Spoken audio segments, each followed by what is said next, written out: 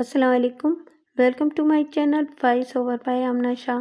Listener, आज मैं आपको एडवोकेट मिर्ज़ा अमजद बेग की एक और सनसनीखेज तफ्तीशी कोर्ट कहानी सुना रही हूँ। तो आइए सुनते हैं। उस दिन मैं अदालती पखेड़ों से निमटकर अपने दफ्तर पहुँचा तो वहाँ मेरे दोस्त अली मुराद के साथ एक दरमियानी उम्र का हैंडसम मर्द भी बैठा हुआ था।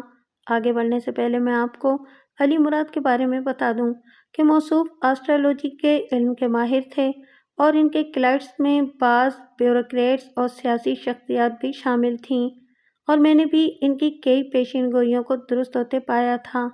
खैर, यही अली मुराद मेरे ऑफिस में मौजूद थे। रस्मी अलग सलग के बाद अली मुराद ने अपने साथी की जानिब इशारा करते हुए तारुफ कराने वाले अंदाज में कहा, बेग साहब, ये बाकिर अली हैं और मैं इन्हीं के एक मसले के सिलसिले में आपके पास इन्हें लेकर आया हूँ।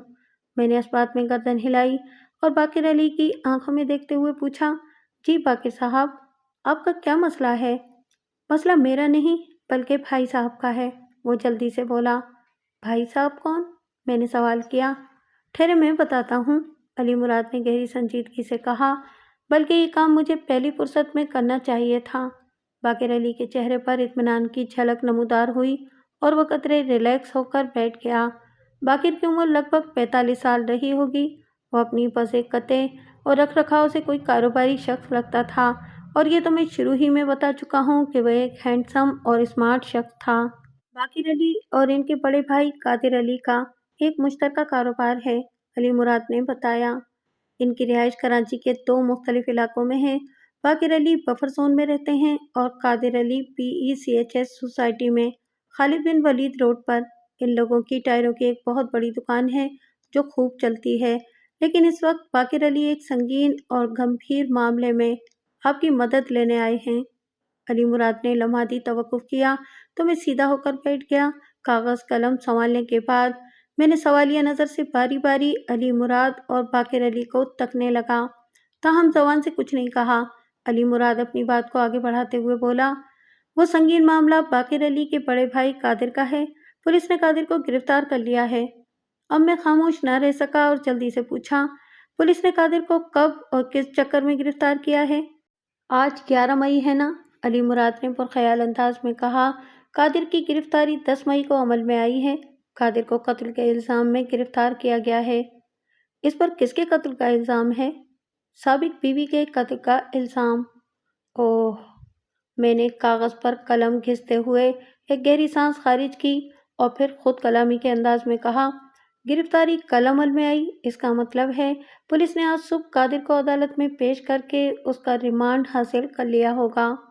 जी हाँ, बाकिर अली ने जल्दी से इस बात में सर हिलाया। भाई साहब इस वक्त अदालती रिमांड पर पुलिस कस्टडी में हैं। मैंने गहरी संजीदगी से कहा, ज़रा अपने भाई साहब की साबिक बीवी के बारे में बताएं। ये सवाल चूंकि मैंने बराह रास्त मुलजिम के छोटे भाई बाकिर अली से किया था, लिहाजा जवाब भी उसी ने दिया और जवाब देते वक्त उसके चेहरे पर नागवारी के तासुरात थे। इस औरत का नाम सलमा है, बल्कि था। वो लम्हे भर के लिए रुका और फिर तल्खी से बोला, इस औरत ने जिंदगी में भी भाई साहब को बड़े दुख दिए थे और अपनी मौत के बाद भी इन्हें मुसीबत में गिरफ्तार कर गई है। पता नहीं अल्लाह इस किस्म की अजियत रसा औरतों का हिसाब कब करेगा। बाकिर अली के लहजे से अंदाज़ा होता था कि वो अपनी साबिक भाभी से शदीद तरीन नफरत करता था। साबिक का लफ्ज़ बार बार इस्तेमाल हुआ था, लिहाजा मैंने इसकी वजाहत ज़रूरी समझी और इस सिलसिले में बाकिर अली से पूछ लिया, बाकिर साहब, ये बताइएगा कि सलमा नामी वो औरत जो कि अब मकतूला का दर्जा हासिल कर चुकी है, वो आपकी साबिक भाभी और आपके भाई साहब की साबिक बीवी कैसे बनी थी? क्या आपके भाई साहब ने उसे तलाक दे दी थी? भाई साहब शायद इस औरत को कभी तलाक न देते, वो तंजिया लहजे में बोला, लेकिन इस चालबाज ने ऐसा ड्रामा रचाया था कि भाई साहब मजबूर हो गए। सलमा ने यूं समझे कि ज़बरदस्ती भाई से तलाक ली थी। ज़बरदस्ती मतलब गन पॉइंट पर? मैंने बेसाख्ता पूछा। नहीं, वो गड़बड़ा गया। मैंने पूछा, अदालत से खुला का मुतालबा? नहीं जनाब, ऐसी भी कोई बात नहीं, वो नफ़ी में गर्दन हिलाते हुए बोला। भाई साहब ने बाकायदा निस्फ दर्जन अफराद के सामने उसे तलाक दी थी और बाद में इस तलाक की कानूनी हैसियत भी हासिल कर ली गई थी और ये सब कुछ एक संगीन जज्बाती ड्रामे के नतीजे में अमल में आया था। कोई भी शरीफ उन नफ्स اور غیرت مند آدمی اس موقع پر یہی کرتا جو بھائی صاحب نے کیا تھا۔ یہ طلاق والی بات کتنا عرصہ پہلے کی ہے؟ میں نے پوچھا۔ ایک لمحہ سوچنے کے بعد اس نے جواب دیا، طلاق والا واقعہ جنوری میں پیش آیا تھا۔ 4-5 ماہ گزر جانے کے بعد اب ایک نئی مصیبت نے سر اٹھایا ہے۔ بھائی صاحب اچھے خاصے عارفہ کے ساتھ رہ رہے تھے کہ یہ افتاد آن پڑی۔ عارفہ کون؟ اس کی بات مکمل ہوئی تو میں نے پوچھ لیا۔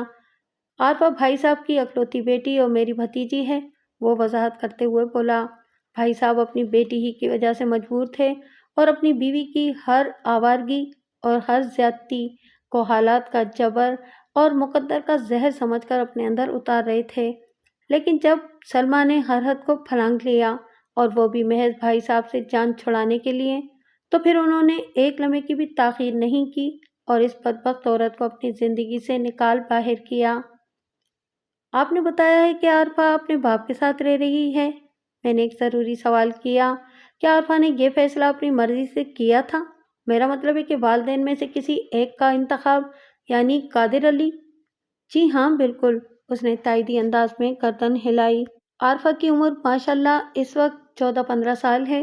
وہ بہت ہی ذہین اور سمجھدار لڑکی ہے۔ اپنے فیصلے خود کرنے کی بڑی بھرپور صلاحیت ہے اس میں۔ اور پھر سب سے بڑی بات یہ، وہ لمحے بھر کے لیے ٹھہرا اور پھر افسردہ سی سانس خارج کرتے ہوئے بولا، عارفہ اپنی ماں کے کردار اور کرتوتوں سے اچھی طرح واقف ہے۔ بھائی صاحب کے ساتھ رہنے کا فیصلہ اس نے بہت سوچ سمجھ کر کیا ہے جناب۔ عموماً دیکھنے میں تو یہی آتا ہے کہ اس قسم کے والدین کے نازک معاملات میں بچے ماں کا ساتھ دیتے ہیں اور باپ چاہے کتنا بھی اچھا کیوں نہ ہو، وہ انہیں ایک ظالم شخص ہی نظر آتا ہے۔ ان کی ساری ہمدردیاں اپنی ماں کے لیے ہوتی ہیں۔ بیگ صاحب آپ بالکل وجہ فرماتے ہیں، علی مراد نے ہماری گفتگو میں حصہ لیتے ہوئے کہا، لیکن یہ کیس کئی اعتبار سے بڑا منفرد اور مختلف نوعیت کا ہے۔ میں کئی بار عارفہ بیٹی سے مل چکا ہوں، وہ واقعی بڑی ذہین اور سمجھدار بچی ہے۔ ایک تو یہ کہ وہ اپنی والدہ کے حوالے سے زیادہ تر معاملہ سے بخوبی آگاہ تھی۔ دوسرے، طلاق والی رات مقتولہ نے گھر میں جس قسم کا ڈرامہ پلے کیا تھا، اس نے بھی عارفہ کے ذہن پر بڑا نگیٹو اثر ڈالا۔ اور سب سے اہم ایشو مقتولہ کی مستقبل قریب کی منصوبہ سازی تھی، جس کے نتائج بہت جلد سامنے آ گئے تھے۔ ان تمام تر عوامل نے مل کر عارفہ کے ذہن کو بدل ڈالا اور اس نے حتمی فیصلہ کر لیا کہ وہ اپنے باپ کے ساتھ رہے گی۔ میں سمجھتا ہوں کہ عارفہ نے بڑے صحیح وقت پر بڑا مناسب اور درست فیصلہ کیا تھا۔ میں نے رف پیڈ پر مختلف قسم کے نوٹس لینے کا سلسلہ جاری رکھتے ہوئے کہا، آپ نے 2 اہم معاملات کا خصوصی ذکر کیا ہے۔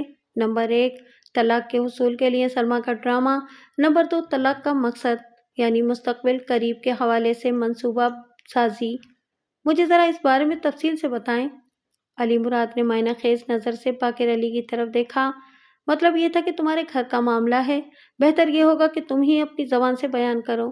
باقر علی اس کا اشارہ فوراً سے پیش تھا سمجھ گیا اور کھنکار کر گلا صاف کرتے ہوئے بولا، وکیل صاحب بتاتے ہوئے شرم تو آتی ہے، لیکن آپ کے سوال کا جواب دینا بھی ضروری ہے کیونکہ آپ نے بھائی صاحب کا کیس لڑنا ہے۔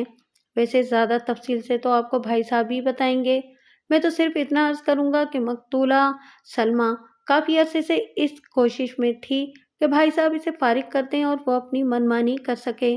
جب بھائی صاحب نے اس کے ہر حربے کو اپنی ہمت اور برداشت سے ناکامیاب بنا دیا تو پھر وہ باقاعدہ کمینگی پر اتر آئی تھی۔ وہ لمحے بھر کو رکا، ایک گہری سانس لی اور پھر بولا، اس نے بڑی منصوبہ بندی کے ساتھ گھریلو ملازمہ ریشم کو اس کے بھی علم میں لائے بغیر بڑی ضلالت اور چال بازی سے استعمال کر ڈالا اور بھائی صاحب اپنی بشری کمزوری کے ہاتھوں مجبور ہو کر اس کے بچھائے ہوئے جال میں پھنس گئے۔ اس موقع پر سلمیٰ کو جذباتی ہتھیار استعمال کرنے میں بڑی آسانی رہی اور بھائی صاحب نے بھی روز روز کی مصیبت سے نجات پانے کے لیے بالآخر اس کا طلاق کا مطالبہ پورا کر دیا۔ جب کوئی عورت اپنے شوہر سے نجات حاصل کرنے کے لیے ایسا خطرناک ڈرامہ رچاتی ہے تو اس کے پیش نظر ضرور کوئی بڑا مقصد ہوتا ہے۔ میں نے ٹھہرے ہوئے لہجے میں کہا، آپ کی سابقہ بھابھی کیا چاہتی تھی؟ میں اسی طرف آ رہا تھا جناب، وہ بڑے رسان سے بولا، بلکہ آپ کے دوسرے سوال کا جواب بھی اسی میں پوشیدہ ہے۔ وہ رکا اور ایک سوچتی ہوئی نظر ڈالتے ہوئے بولا، اس کے سامنے بھی ایک مقصد تھا۔ شریفانہ زبان میں اسے ذلیل ترین مقصد کہا جا سکتا ہے۔ وہ میرے بھائی کی بیوی تھی اور ایک نامحرم سے اس نے مراسم بھی پال رکھے تھے۔ اس مردود کا نام تھا جمیل باری۔ سلمیٰ جمیل باری سے شادی کرنا چاہتی تھی۔ بھائی صاحب کو اگر سلمیٰ کے عزائم کی جلدی خبر ہو جاتی تو شاید وہ اس ٹینشن کو زیادہ لمبا نہ پالتے۔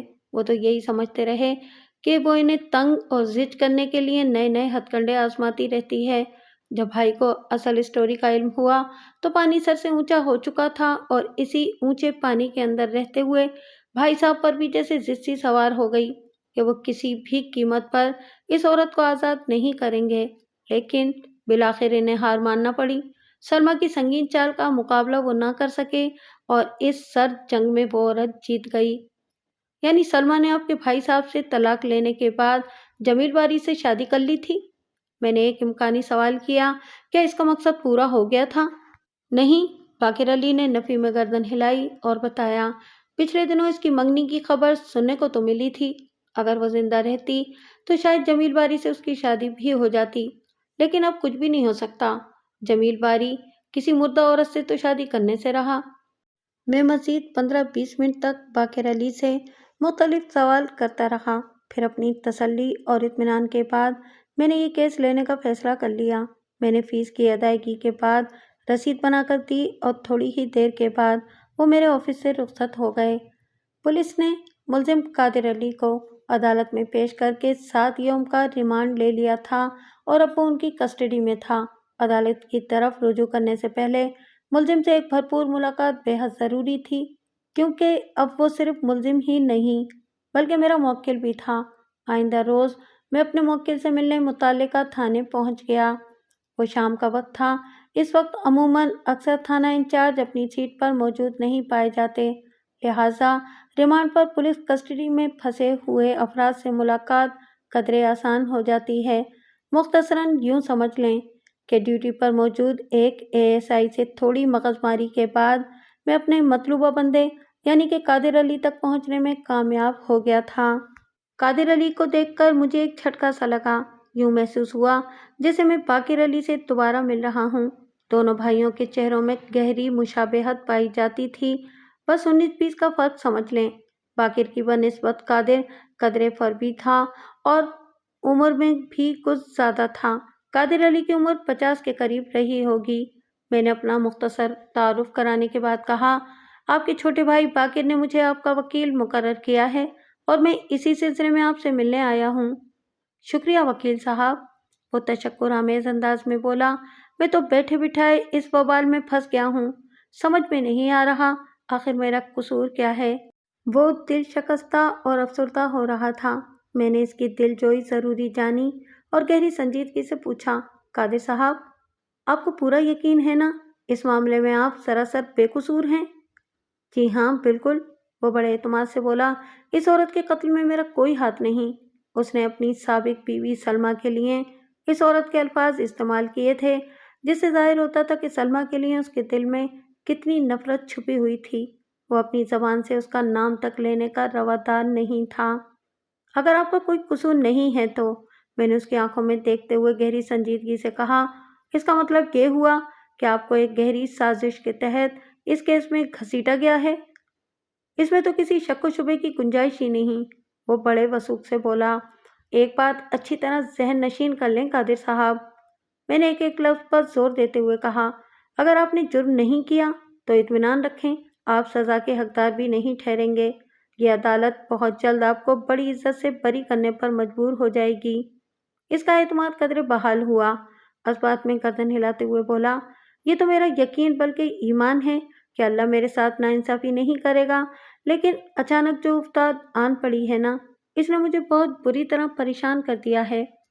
قادر صاحب، میں نے اس کے اعتماد کو مزید تندرست و توانا کرنے کی غرض سے کہا، قدرت کی طرف سے آزمائش کا ایک طریقہ کار ہے اور یہ طریقہ کار فرداً فرداً تبدیل ہوتا رہتا ہے۔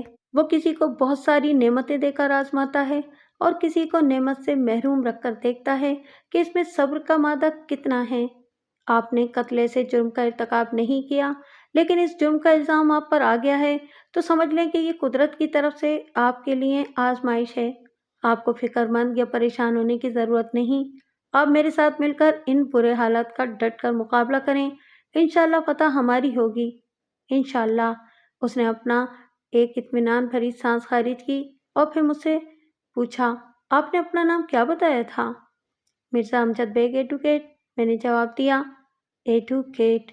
اس نے میرے جواب کے آخری حصے کو زیر لب دہرایا اور پھر تصدیق طلب انداز میں پوچھا، آپ وکیل ہی ہیں نا؟ ہاں ہاں، میں وکیل ہی ہوں۔ میں نے اس بات میں گردن ہلائی۔ وکالت میرا پیشہ ہے اور ساری زندگی اسی کام میں گزری ہے۔ کیا اس حوالے سے آپ کے ذہن میں کوئی شک ابھر رہا ہے؟ میرے سوال کا جواب دینے کے بجائے وہ کھوئے کھوئے لہجے میں بولا، میں نے آج تک کسی وکیل کو اس نوعیت کی تقویت بھری ناصحانہ باتیں کرتے دیکھا ہے اور نہ ہی سنا ہے۔ اس کی حیرت اور بے یقینی کا سبب پلک جھپکتے میں میری سمجھ میں آ گیا۔ میں نے اس کے لیے مزید حیرت کا سامان کرنے کے بجائے گول مول انداز میں صرف اتنا کہا، قادر صاحب، دنیا میں تمام پھل، تمام پھول اور تمام عورتیں ایک جیسی نہیں ہوتی، اسی طرح تمام وکیل بھی ایک جیسے نہیں ہوتے۔ بہرحال میں نے لمحاتی توقف کر کے ایک گہری سانس لی اور پھر کہا، باقر علی نے مجھے اس کیس کے حوالے سے ابتدائی معلومات دے دی ہیں، لیکن میرے خیال میں وہ ناکافی ہیں۔ آپ مجھے ان حالات کے بارے میں تفصیلاً بتائیے جن کا شکار ہو کر آپ حوالات میں پہنچے ہیں اور چند روز کے بعد آپ عدالت میں جانے والے ہیں۔ آئندہ 20 منٹ میں اس نے میرے مختلف سوالات کے جواب میں درجنوں سنسنی خیز انکشافات کیے، جس سے مجھے اس کیس کے حوالے سے اپنے ذہن کو ایک مخصوص راہ پر متعین کرنے میں بڑی مدد ملی۔ اس ملاقات کے اختتام پر میں نے قادر علی سے وکالت نامے، درخواست ضمانت کے علاوہ مختلف ضروری کاغذات پر دستخط لیے اور خداحافظ کہہ کر وہاں سے چلا آیا۔ ریمانڈ کی مدت پوری ہونے کے بعد پولیس نے چالان عدالت میں پیش کر دیا۔ اسی پیشی پر میں نے اپنی وکالت نامے کے ساتھ ہی ملزم کی درخواست ضمانت بھی دائر کر دی۔ عدالت کی کارروائی کا آغاز ہوا تو میں نے اپنے موکل کی ضمانت کے حق میں دلائل دینا شروع کیے۔ جناب عالی، میرا موکل اس معاشرے کا ایک معزز اور شریف النفس شخص ہے۔ یہ ایک باعزت کاروباری آدمی ہے۔ اس کا پولیس ریکارڈ آئینے کے مانند صاف و شفاف ہے۔ لہٰذا میں نے ڈرامائی انداز میں توقف کیا اور کہا، لہٰذا معزز عدالت سے میری استدعا ہے کہ ملزم کی درخواست ضمانت کو منظور کیا جائے۔ اس کی گرفتاری اور اسیری سے میرے موکل کی کاروباری ساکھ کو بہت نقصان پہنچ رہا ہے۔ وکیل استغاثہ نے ضمانت کی مخالفت میں اپنے دلائل کا آغاز کچھ اس طرح کیا، یور آنر، یہ کوئی دنگے فساد اور چوری چکاری کا عام سا کیس نہیں، بلکہ یہ ایک فوجداری مقدمہ ہے اور استغاثہ کے پاس بڑے ٹھوس ثبوت موجود ہیں۔ چنانچہ ملزم کی درخواست ضمانت کو منظور کرنا اس کیس کے ساتھ بہت بڑی زیادتی ہوگی۔ میں نے کہا، جناب عالی، میرا موکل بے گناہ بے قصور ہے۔ قتل کے اس معاملے سے اس کا دور کا بھی واسطہ نہیں۔ میں یہ ثابت کر سکتا ہوں کہ ملزم کو ایک سوچی سمجھی سازش کے تحت اس کیس میں ملوث کیا گیا ہے۔ ملزم پر عائد کردہ الزام کو ثابت کرنا استغاثہ کا کام ہے اور یہ کام مناسب وقت آنے پر ضرور کیا جائے گا۔ وکیل استغاثہ نے قدرے جارحانہ انداز میں کہا۔ وکیل صفائی کو بھی ملزم کی بے گناہی ثابت کرنے کے لیے عدالت پورا موقع دے گی، لہٰذا سر دست ملزم کی ضمانت انصاف کے اصولوں کے منافی ہوگی۔ مثلاً کیا منافی ہوگی؟ میں نے براہ راست وکیل استغاثہ کی آنکھوں میں دیکھا۔ ملزم ایک بااثر اور صاحب اختیار شخص ہے۔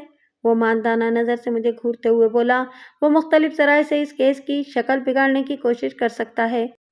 یہ آپ کا وہم ہے اور وہم کا علاج تو حکیم لقمان کے پاس بھی نہیں تھا۔ وہ تل ملا کر رہ گیا، تاہم جواب میں خاموش ہی رہا۔ جج نے وکیل استغاثہ کی طرف دیکھتے ہوئے پوچھا، آپ نے تھوڑی دیر پہلے استغاثہ کے پاس ٹھوس ثبوت کا ذکر کیا ہے۔ عدالت جاننا چاہتی ہے کہ ایسا کون سا ثبوت ہے جس کی بنا پر استغاثہ ملزم کی درخواست ضمانت کی نامنظوری چاہتا ہے؟ جناب عالی، وکیل استغاثہ نے کھنکار کر گلا صاف کرتے ہوئے کہا، وقوع کے وقت ملزم کو مقتول کے فلیٹ میں جاتے اور آتے دیکھا گیا ہے۔ اس سلسلے میں استغاثہ کو ایک عینی شاہد بھی میسر ہے۔ علاوہ ازیں جائے وقوع پر بھی ملزم کی موجودگی کے آثار پائے گئے ہیں، جبکہ کچھ عرصہ پہلے ملزم اور مقتول ہر رشتہ ناتا ختم کر چکے تھے اور ان حالات میں ملزم کے مقتول کے فلیٹ میں جانے کی کچھ تکی نہیں بنتی تھی۔ اس کے علاوہ بھی میں ان تمام شواہد کی حقیقت سے واقف ہوں۔ میں نے کتا کلامی کرتے ہوئے کہا، اور یہ ثابت بھی کر سکتا ہوں کہ اگر میرے موکل کو وقوع کے روز جائے واردات پر دیکھا گیا تھا تو اس کا سبب کیا تھا۔ اگر وہ مذکورہ روز مقتول سے ملنے اس کے فلیٹ تک گیا تھا تو اس کا مقصد کیا تھا۔ ان سارے معاملات کا قتل کی اس واردات سے کوئی تعلق نہیں۔ ٹھیک ہے، آپ کو اپنے موکل کی صفائی پیش کرنے سے کس نے روکا ہے؟ وکیل استغاثہ نے ترکی بترکی کہا۔ اس کام کے لیے معزز عدالت آپ کو پورا موقع فراہم کرے گی۔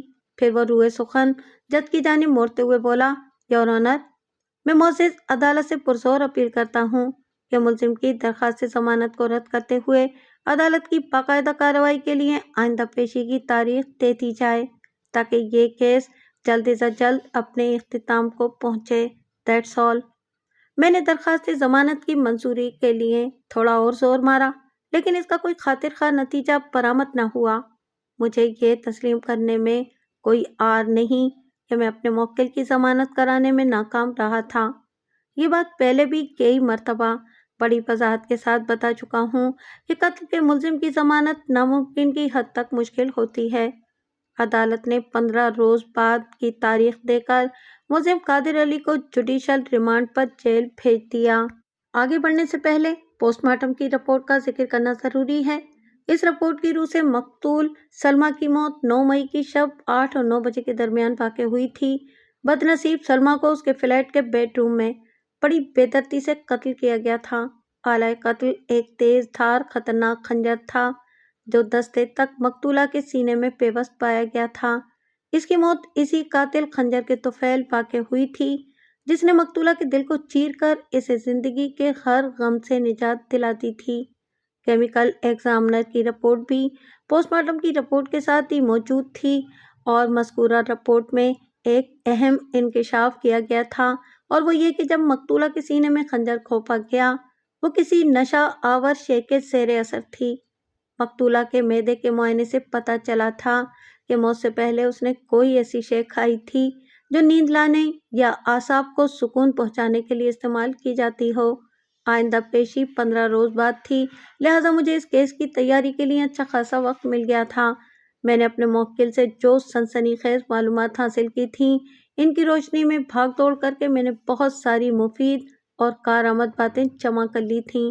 ان تمام انکشاف انگیز نکات کو میں عدالتی کارروائی کے دوران میں مناسب مقامات پر بڑی خوبصورتی سے استعمال کروں گا۔ عدالت کی باقاعدہ کارروائی کا آغاز ہوا۔ جج نے فرد جرم پڑھ کر سنائی۔ ملزم نے صحت جرم سے صاف انکار کر دیا۔ استغاثہ کی جانب سے ملزم کا جو بیان عدالت میں پیش کیا گیا تھا، ملزم کے محض ایک انکاری جملے نے اس کی نفی کر دی تھی۔ استغاثہ کی جانب سے 4 یا 5 گواہوں کے ناموں کی فہرست دائر کی گئی تھی، لیکن میں یہاں پر صرف ان گواہوں کے بیانات اور ان پر ہونے والی جرح کا احوال بیان کروں گا جو اس کیس میں کسی نہ کسی حوالے سے بہت زیادہ اہمیت رکھتے ہیں۔ صحت جرم سے انکار کے بعد ملزم کا حلفیہ بیان ریکارڈ کیا گیا۔ پھر وکیل استغاثہ جرح کے لیے ایکیوز باکس کے قریب چلا گیا۔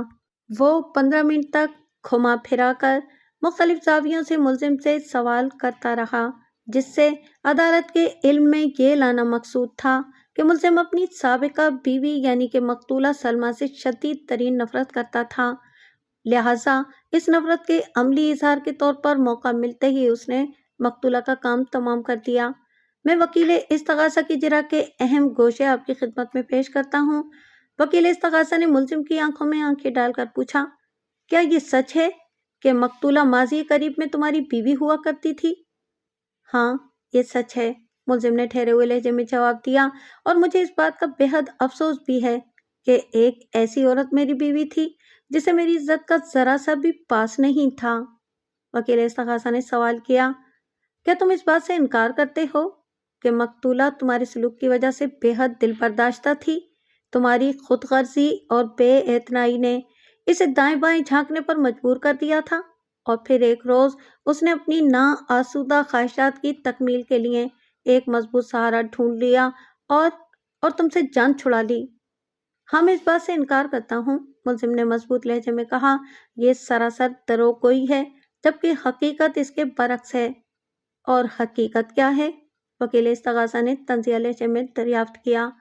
حقیقت یہ ہے کہ، ملزم نے ٹھہرے ہوئے انداز میں کہا، میں ایک طویل عرصے سے اس کی جانب سے بے اتنائی اور بے پرواہی کا رویہ برداشت کرتا چلا آ رہا تھا۔ اسے میرے جذبات، میرے احساسات کی قطعاً کوئی پرواہ نہیں تھی۔ اس کی نظر میں محض کولو کا بیل تھا، نوٹ بنانے کی ایک مشین۔ وہ ایک طویل عرصے سے اپنے فرائض سے کوتاہی برتتی چلی آ رہی تھی۔ ایک بیوی کی حیثیت سے اسے اپنے فرائض اور شوہر کے حقوق سے قطعاً کوئی دلچسپی نہیں تھی۔ میں گھر میں کوئی فساد، کوئی ہنگامہ نہیں چاہتا تھا۔ میں ایک جوان بیٹی کا باپ بھی ہوں، لہٰذا مقتولہ کا ہر جور و ستم میں سہتا رہا تاکہ میری بیٹی کے ذہن اور نفسیات پر کوئی برا اثر نہ پڑے۔ لیکن جب مقتولہ نے زیادتی کی ہر حد توڑ دی تو مجھے وہ حتمی فیصلہ کرنا پڑا جس کے بعد ہماری راہیں جدا ہو گئی تھیں۔ اور جہاں تک دائیں بائیں جھانکنے کا تعلق ہے، وہ سانس ہموار کرنے کے لیے رکا اور پھر بولا، خدا گواہ ہے کہ جب تک وہ میری بیوی رہی میں اس کی زندگی کے اس زاویے سے واقف نہیں تھا۔ میں نے کبھی اس حوالے سے سوچا بھی نہیں تھا۔ میں نے ہمیشہ اس پر اندھا اعتماد کیا اور اس نے میرے اعتماد کی پیٹھ میں چھرا گھونپ دیا۔ یہ بات پچھلے دنوں میرے علم میں آئی تھی کہ وہ جمیل باری سے شادی کرنے جا رہی ہے۔ اس سے پہلے میں جمیل باری کو محض اس کا باس سمجھتا تھا۔ میں نہیں جانتا تھا کہ ان کے بیچ کیا کھچڑی پک رہی ہے۔ مقتولہ نے تم سے نجات حاصل کرنے کے بعد جمیل باری سے شادی کا فیصلہ سنا دیا تھا۔ وکیل استغاثہ نے ملزم کے زخموں پر نمک چھڑکتے ہوئے کہا، ان کی منگنی ہو گئی اور کچھ ہی عرصے کے بعد ان کی شادی بھی ہونے والی تھی کہ اچانک 9 مئی کی رات مقتولہ اپنے فلیٹ کے بیڈ روم میں مردہ پائی گئی۔ تمہیں اس کی موت سے خوشی تو بہت ہوئی ہوگی۔ اس میں خوش ہونے والی کون سی بات ہے؟ ملزم نے الٹا اسی سے پوچھ لیا۔ مجھے صرف افسوس ہوا تھا کہ اس عورت کی ہٹ دھرمی اور بے جا ضد نے بالآخر اسے عبرتناک انجام سے دوچار کر دیا۔ کاش اس نے عقل سے کام لیا ہوتا۔ عقل سے کام لیا ہوتا؟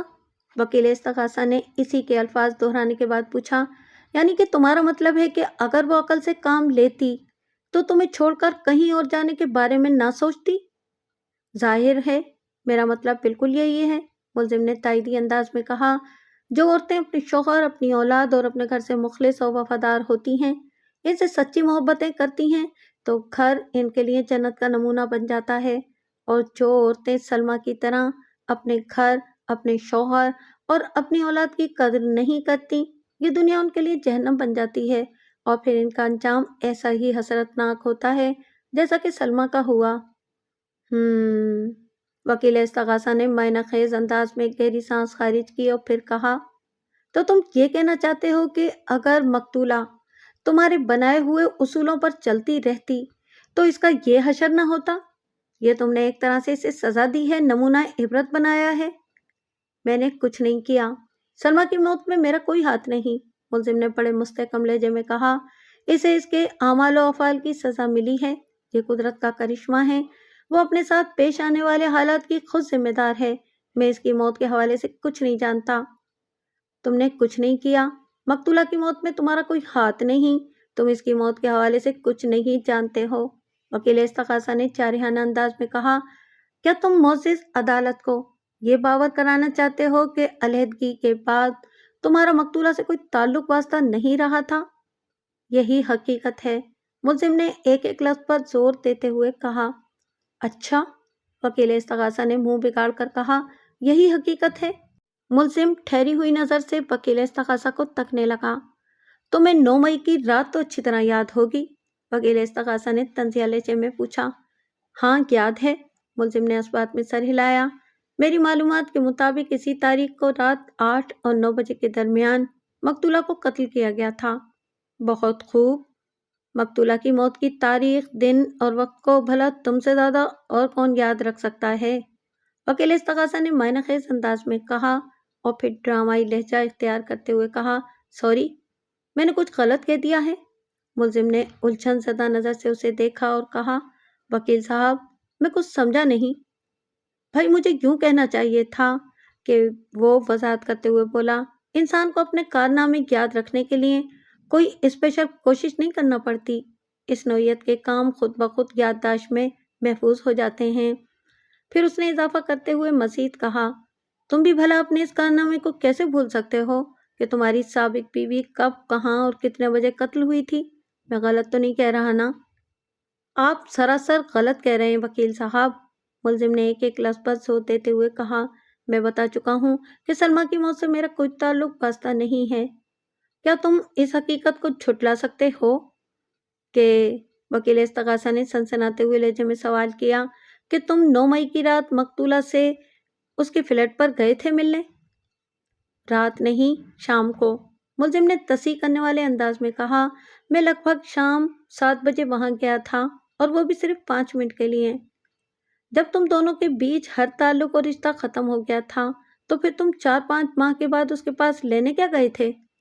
لینے نہیں، دینے گیا تھا، ملزم نے بڑے اعتماد سے جواب دیا۔ کیا دینے گئے تھے؟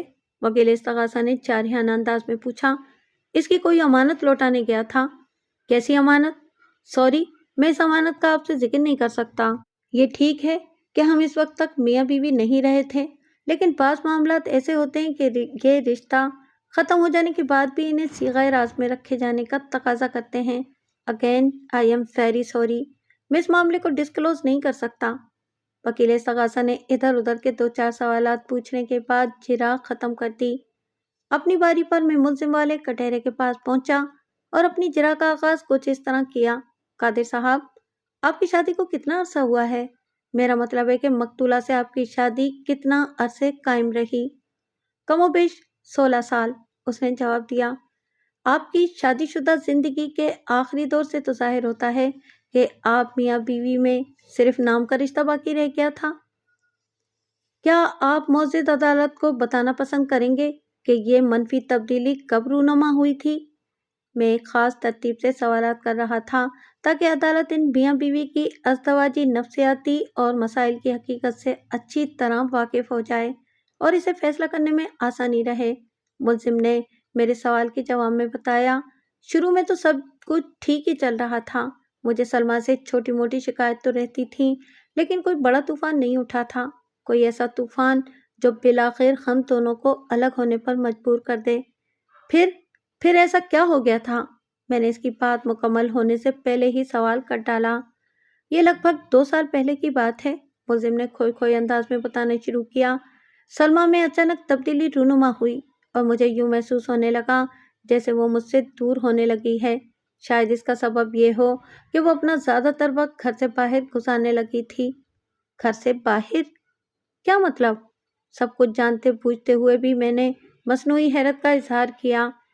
سلمیٰ نے میک اپ آرٹسٹ کی حیثیت سے ایک آرٹ اکیڈمی جوائن کر لی تھی، اس نے بتایا۔ پرفارمنس نامی یہ آرٹ اکیڈمی اداکاری، گلوکاری اور ماڈلنگ کے شوقین لڑکے لڑکیوں کی مناسب تربیت اور رہنمائی کرتی تھی۔ انہیں ایک بیوٹیشین کی ضرورت تھی۔ سلمیٰ نے چونکہ اس فن کو باقاعدہ سیکھ رکھا تھا، لہٰذا اس نے میک اپ آرٹسٹ کی حیثیت سے پرفارمنس میں ملازمت اختیار کر لی۔ وہ لمحے بھر کو رکا اور پھر کہا، میں سلمیٰ کی اس جاب کے حق میں نہیں تھا، لیکن اس کی ضد کے سامنے مجبور ہو گیا۔ کاش میں نے اس وقت سلمیٰ کی ضد نہ مانی ہوتی، لیکن کیا کہیں، برے وقت کا پہلے سے کوئی اندازہ تھوڑی ہوتا ہے۔ واضح طور پر کہیے، آپ کیا کہنا چاہتے ہیں؟ میں نے ڈرامائی انداز کو بدستور جاری رکھتے ہوئے کہا۔ آپ مقتولہ کی جاب کے خلاف کیوں تھے؟ آپ کو اس کی ضد مان لینے کا پچھتاوا کیوں ہے؟ اس قسم کی آرٹ اکیڈمیوں کے بارے میں نے بہت ساری الٹی سیدھی کہانیاں سن رکھی ہیں۔ وہ بری سی شکل بناتے ہوئے بولا۔ آرٹ کی ٹریننگ کے نام پر وہاں بے حیائی کا کون سا کام نہیں ہوتا؟ بہرحال پچھتاوا مجھے اس بات کا ہے کہ اگر اس وقت میں سلمیٰ کی ضد کے خلاف کھڑا ہو جاتا اور اسے پرفارمنس جوائن نہ کرنے دیتا تو ہماری زندگی کی کہانی میں وہ بدترین موڑ نہ آتا جس نے ہم دونوں کی راہیں جدا کر دی تھیں۔ آپ یہ کہنا چاہتے ہیں کہ اگر مقتول پرفارمنس نامی اکیڈمی جوائن نہ کرتی تو آپ لوگ آج بھی ایک چھت کے نیچے ہنسی خوشی زندگی بسر کر رہے ہوتے؟ میں نے اس کی آنکھوں میں دیکھتے ہوئے کہا۔ ہاں، میرا یہی خیال ہے، اس نے ٹھہرے ہوئے لہجے میں جواب دیا۔ پرفارمنس؟ میں نے زیر لب بڑبڑانے کی اداکاری کی۔ یہ نام سنا ہوا لگتا ہے، کہیں یہ وہی اکیڈمی تو نہیں جس کا مالک جمیل باری ہے؟ جی ہاں، بالکل، آپ بالکل ٹھیک جگہ پہنچے ہیں، اس نے اس بات میں سر ہلایا۔ ٹھیک جگہ پر تو میں بہت پہلے ہی پہنچ گیا تھا، لیکن غیر محسوس انداز میں معزز عدالت کو بھی اس مقام پر پہنچانا ضروری تھا، اس لیے میں نے ملزم سے سوال و جواب کا سلسلہ شروع کیا تھا یہ ایک طرح سے جرا بھی تھی اور تفتیش بھی تھی، گویا عدالت کو اپڈیٹ کرنے کا ایک منفرد انداز تھا۔ تو اس کا مطلب ہے مقتول نے آپ سے علیحدگی حاصل کرنے کے بعد اکیڈمی کے ہیڈ سے منگنی کر لی تھی؟ میں نے جرا کے سلسلے کو آگے بڑھاتے ہوئے کہا، لیکن اس سے پہلے کہ وہ دونوں باقاعدہ میاں بیوی کی حیثیت اختیار کرتے، مقتول کو اس کے فلیٹ میں قتل کر دیا گیا۔ جی ہاں، حالت و واقعات تو یہی کہانی سناتے ہیں، وہ بیزاری سے بولا۔ قادر صاحب، میں نے بے حد سنجیدہ لہجے میں اسے مخاطب کیا، میں آپ سے پیشگی معذرت چاہتا ہوں کہ اب میں جس نوعیت کے سوالات کرنے جا رہا ہوں ان سے آپ کو کوفت یا اذیت پہنچ سکتی ہے، لیکن اسے میری مجبوری سمجھ لیں۔ دراصل میں نے ذرا سا رک کر ایک گہری سانس لی اور پھر اضافہ کرتے ہوئے کہا، دراصل عدالت ہر بات، ہر معاملے کو صاف و شفاف دیکھنا چاہتی ہے تاکہ انصاف کے تقاضے پورے کرتے ہوئے کسی قسم کی دشواری پیش نہ آئے۔ میرے پاس حساس اور چبھتے ہوئے سوالات آپ کو ناگوار محسوس ہو سکتے ہیں۔ آپ اس کیس میں میرے وکیل ہیں اور میری بے گناہی ثابت کرنے کے لیے تگ و دو میں مصروف ہیں، لہٰذا آپ کا کوئی بھی سوال مجھے برا نہیں لگے گا۔ وہ ٹھہرے ہوئے لہجے میں بولا، میں قتل کے الزام میں اس وقت کٹہرے میں کھڑا ہوں، اس سے زیادہ اذیتناک اور ناگواریت والی بات اور کیا ہو سکتی ہے؟ آپ کو جو بھی پوچھنا ہے بے دھڑک پوچھیں۔ میں نے پوچھا، کیا آپ کو معلوم تھا کہ مقتول اور جمیل باری کے بیچ کسی قسم کا کوئی چکر چل رہا ہے؟ نہیں، مجھے اس بات کا کوئی اندازہ نہیں تھا، وہ صاف گوئی کا مظاہرہ کرتے ہوئے بولا۔ یہ سب کچھ بہت بعد میں کھلا، خاص طور پر مقتول نے مجھ سے طلاق لینے کے لیے جو سنسنی خیز ڈرامہ رچایا تھا، وہ اس کے مکروہ منصوبے کی آخری کڑی تھی، ایک سوچے سمجھے بھیانک منصوبے کی آخری کڑی۔ بات کے اختتام پر اس نے ایک جھرجھری لی۔ میں نے کہا، کیا یہ سچ ہے کہ پرفارمنس میں ملازمت کے دوران میں مقتول رات کو دیر سے گھر آتی تھی؟ جی ہاں، یہ درست ہے، اس نے اس بات میں جواب دیا، اور کبھی کبھی یہ دیر آدھی رات تک بھی پہنچ جایا کرتی تھی۔ جی ہاں، ایسا بھی ہوتا تھا۔ آپ کو یہ عجیب نہیں لگتا تھا؟ صرف عجیب نہیں بلکہ زہر بھی لگتا تھا، وہ دانت پیستے ہوئے بولا۔ یوں محسوس ہوتا تھا جیسے وہ میری نہیں، آرٹ اکیڈمی کی بیوی ہے۔ آپ نے مقتول کو اس سلسلے میں سمجھانے کی کوشش نہیں کی تھی؟ میں نے پوچھا۔ بہت کوشش کی تھی۔ پھر کوئی مثبت نتیجہ برآمد ہوا تھا؟ نہیں، وہ دو ٹوک انداز میں بولا۔ مقتول نے اپنی صفائی میں کچھ تو کہا ہوگا۔ اس نے کہا تھا کہ وہ آرٹ اکیڈمی کو نہیں چھوڑ سکتی، قادر علی نے جواب دیا۔ آرٹ اس کی زندگی ہے، وہ آدھی رات کو گھر آئے یا رات گھر سے باہر گزارے، مجھے اس کے معاملات میں بولنا نہیں چاہیے۔ گویا مقتولہ نے آپ کو اپنا شوہر ماننے سے انکار کر دیا تھا۔ ڈھکے چھپے الفاظ میں اس کا مقصد تو یہی تھا، اور آپ نے اس کی ضد کے سامنے ہتھیار پھینک دیے تھے۔ میں ڈر گیا تھا، وہ کنکھیوں سے جج کی طرف دیکھتے ہوئے بولا۔ ڈر گئے تھے؟ کس بات سے؟ میں نے کریدنے والے انداز میں پوچھا۔ میری زیادہ روک ٹوک پر سلما نے مجھے خطرناک دھمکی دی تھی۔ کیسی دھمکی؟ اس نے بڑے حتمی انداز میں کہا تھا کہ اگر میں نے اس کے معاملات میں مداخلت کی کوشش کی تو وہ گھر چھوڑ کر اکیڈمی ہی میں ڈیرا ڈال دے گی۔ ملزم نے ناگواری سے بتایا، اور وہ اپنے ساتھ عارفہ کو بھی لے جائے گی۔ میں بیوی اور بیٹی سے بیک وقت محروم ہو جاؤں گا۔ لیکن کیا ایسی صورت میں عارفہ اس کے ساتھ جانے کو تیار ہو جاتی؟ میں نے حیرت بھرے لہجے میں دریافت کیا۔ ہاں، اس وقت حالات ہی ایسے تھے، وہ اس بات میں گردن ہلاتے ہوئے بولا۔ عارفہ کی حمایت اور ہمدردی ماں کے ساتھ تھی، وہ بھی میری طرح سلما کی اصلیت سے واقف نہیں تھی۔ وہ اس صورتحال میں مجھے ظالم اور سفاک تو نہیں سمجھتی تھی، تاہم اگر اسے ماں یا باپ میں سے کسی ایک کا انتخاب کرنا پڑتا تو اس کا ووٹ سلما کی طرف جاتا۔ ہاں، یہ تو آپ ٹھیک کہہ رہے ہیں، عام طور پر یہی دیکھنے میں آتا ہے، میں نے تائیدی انداز میں کہا۔ تو آپ اپنی بیوی کی دھمکی سے ڈر گئے تھے؟ اس نے اس بات میں گردن ہلانے پر اکتفا کیا۔ میں نے پوچھا، آپ کی پسپائی سے تو اندازہ ہوتا ہے آپ نے اس سلسلے میں سلما کو اس کے حال پر چھوڑ کر مکمل خاموشی اختیار کر لی ہوگی۔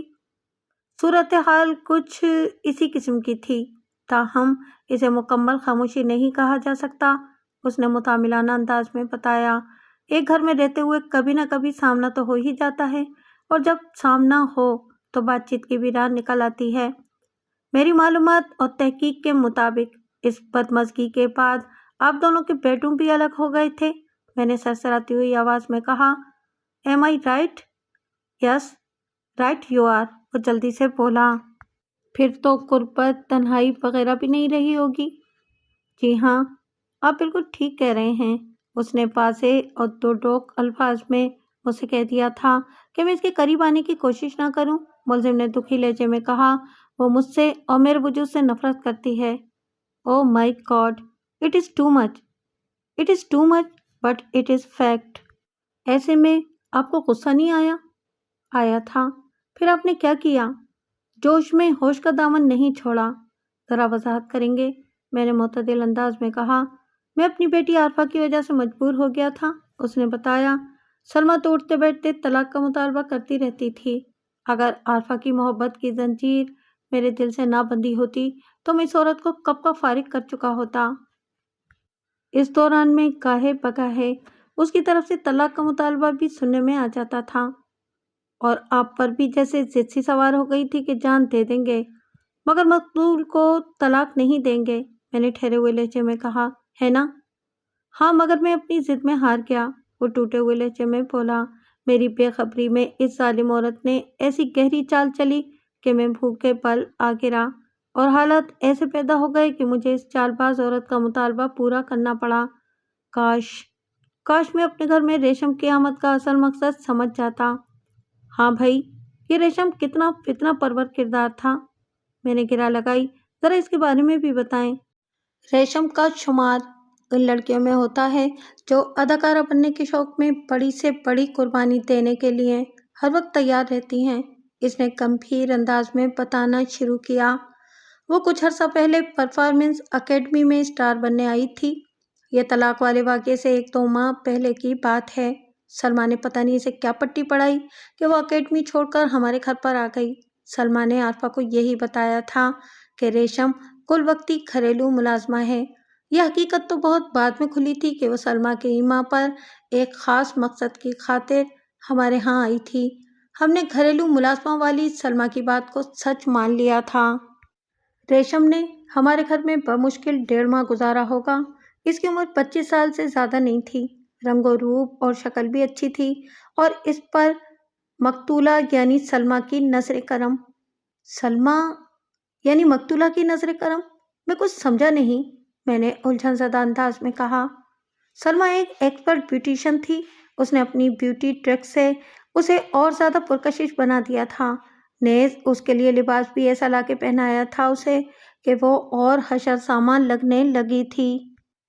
سلمیٰ نے اسے چند روز میں چینی کی گڑیا بنا دیا تھا، اور چینی کی وہ گڑیا آپ کے حواس پر بجلیاں گرانے کے لیے تیار کی گئی تھی۔ ایگزیکٹلی، وہ مضبوط لہجے میں بولا۔ ریشم سلمیٰ کے رٹائے ہوئے اسکرپٹ کے مطابق قدم قدم آگے بڑھ رہی تھی میری جانب۔ تو پھر ایک روز وہ ریشم آپ کے حواس پر بجلیاں گرا کر انہیں معطل کرنے میں آخر کامیاب ہو ہی گئی؟ میں نے چٹکی لینے والے انداز میں پوچھا۔ جی ہاں، یہ عین فطری تھا، وہ اس بات میں سر ہلاتے ہوئے بولا۔ اس روز سلمیٰ نے جان بوجھ کر عارفہ کو اس کی خالہ کے گھر بھیج دیا تھا۔ اس رات میں اور ریشم گھر میں اکیلے تھے، ہمارے علاوہ وہاں کوئی تیسرا موجود نہیں تھا۔ سلمیٰ حسب معمول اکیڈمی گئی ہوئی تھی، لیکن اس کا دماغ ریشم کے اندر موجود تھا۔ ریشم اسی کی ہدایت کے مطابق ایکٹ کر رہی تھی۔ اس روز تو ریشم نے قیامت خیز تیاری کر رکھی تھی۔ میں بھری عدالت میں کھلے دل سے تسلیم کرتا ہوں کہ پچھلے چند روز میں ریشم نے میری توجہ اپنی جانب مبذول کر لی تھی۔ وہ مجھے اچھی لگنے لگی تھی۔ اس کی ادائیں اور دیکھنے کا معنی خیز انداز میرے دل کو بھاتا تھا۔ ایسے مواقع پر صرف ولی اللہ ہی ثابت قدمی کا مظاہرہ کر سکتے ہیں، اور آپ کوئی ولی اللہ نہیں ہیں۔ جی ہاں، میں کوئی بہت ہی متقی اور پرہیزگار تو نہیں ہوں، وہ ٹھہرے ہوئے لہجے میں بولا، لیکن اللہ نے اس موقع پر مجھ پر اپنا خصوصی کرم کیا تھا۔ کیا مطلب؟ میں نے چونکے ہوئے انداز میں پوچھا۔ میرے اللہ نے مجھے گناہ کی دلدل میں دھنسنے سے بچا لیا تھا، وہ تشکر آمیز لہجے میں بولا۔ پتہ نہیں اس موقع پر میری کون سی نیکی کام آ گئی تھی؟ ذرا وضاحت کریں، میں نے اکسایا۔ بات کچھ سمجھ میں نہیں آئی، وہ ایک گہری سانس خارج کرنے کے بعد بتانے لگا۔ سلمیٰ نے مجھے ذلیل و رسوا کرنے کا مکمل بندوبست کر لیا تھا۔ وہ ہم دونوں کو رنگے ہاتھوں پکڑنا چاہتی تھی۔ اس نے ہمیں رنگے ہاتھوں پکڑا بھی، لیکن ایک حد کے اندر۔ وہ لمحے بھر کے لیے رکا اور پھر اضافہ کرتے ہوئے بولا، وہ اپنے ساتھ نصف درجن افراد کو لے کر آئی تھی۔ کیا مطلب؟ میں نے اس کی بات کاٹ دی۔ اپنے ساتھ لے کر آئی تھی، اس کا مطلب کیا ہے؟ مطلب یہ कि उसने निस दर्जन अफराद को मौके पर जमा कर लिया था। वो वजाहत करते हुए बोला, वो चुपके से आई तो अकेली ही थी। मुझे उस वक्त एहसास हुआ जब वो हमारे सर पर पहुंच गई और उसने चीखना चिल्लाना शुरू कर दिया। हम दोनों ही बौखला गए थे, लेकिन बाद में पता चला कि रेशम की बौखलाहट भी अदाकारी का हिस्सा थी। वो उछलकर फौरन सलमा के कैंप में पहुंच गई थी और रो रो कर उसे बताने लगी थी कि साहब जी, यानी कि मैं इसके साथ दस्तदराजी कर रहा था।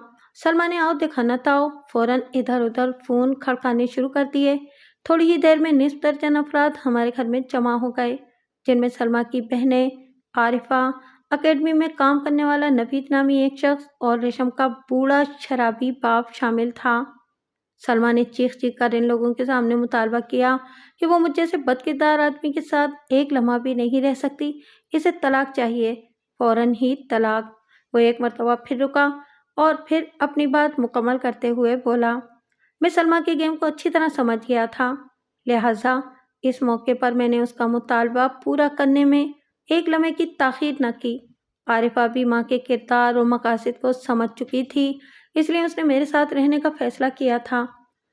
तो ये है वो अफसोसनाक कहानी जिसने आपकी ज़िंदगी में जहर भर दिया था। मैंने मोतदिल अंदाज में कहा, सलमा को आपने फारिग कर दिया, आरिफा आपके साथ रहने लगी, और रेशम का क्या हुआ? इसे तो मैंने खड़े खड़े उसी वक्त घर से निकाल दिया था। वो ठोस लहजे में बोला, ऐसी मक्कार, फितना परवर सलमा की आलाई कार को मैं अपने नज़दीक किस तरह बर्दाश्त कर सकता था?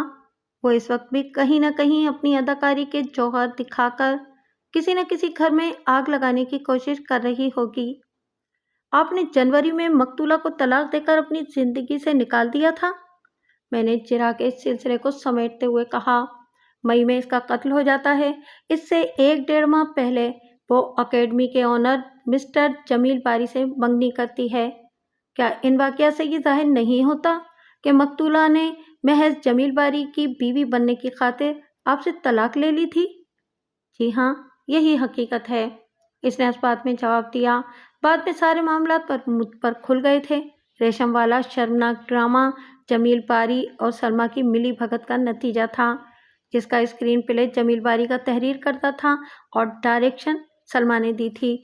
इस एक्ट में रेशम ने बड़ी बेहयाई से रंग भरा था। कादिर साहब, यहाँ तक तो बात समझ में आती है कि मकतूला ने अकेडमी के मालिक से शादी करने के लिए ये रंगीन और संगीन ड्रामा रचाया था, लेकिन इनकी मंगनी के फौरन बाद मकतूला को बड़ी बेदर्दी से मौत के घाट उतार दिया जाता है। मैंने गहरी संजीदगी से कहा, इससे एक सनसनीखेज स्टोरी जन्म नहीं लेती? कैसी स्टोरी? उसने मुतज़ब्ज़ब नज़र से मुझे देखा। मैंने ड्रामाई अंदाज इख्तियार करते हुए कहा, यही कि कोई शख्स इनकी शादी से खुश नहीं था। बिल्कुल बिल्कुल यही तासुर उभरता है, वो ताइदी अंदाज में गर्दन हिलाते हुए बोला, और इस तगासा का ये ख्याल है कि वो नाखुश शख्स मैं हूँ।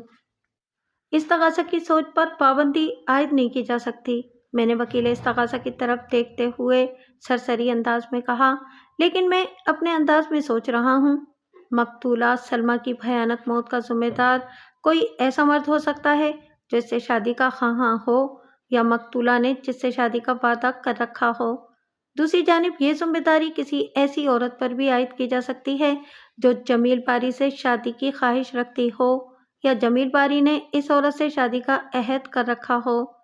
कातिल कोई ऐसा मर्द या औरत ही है जो जमील बारी और सलमा की शादी के खिलाफ था या थी।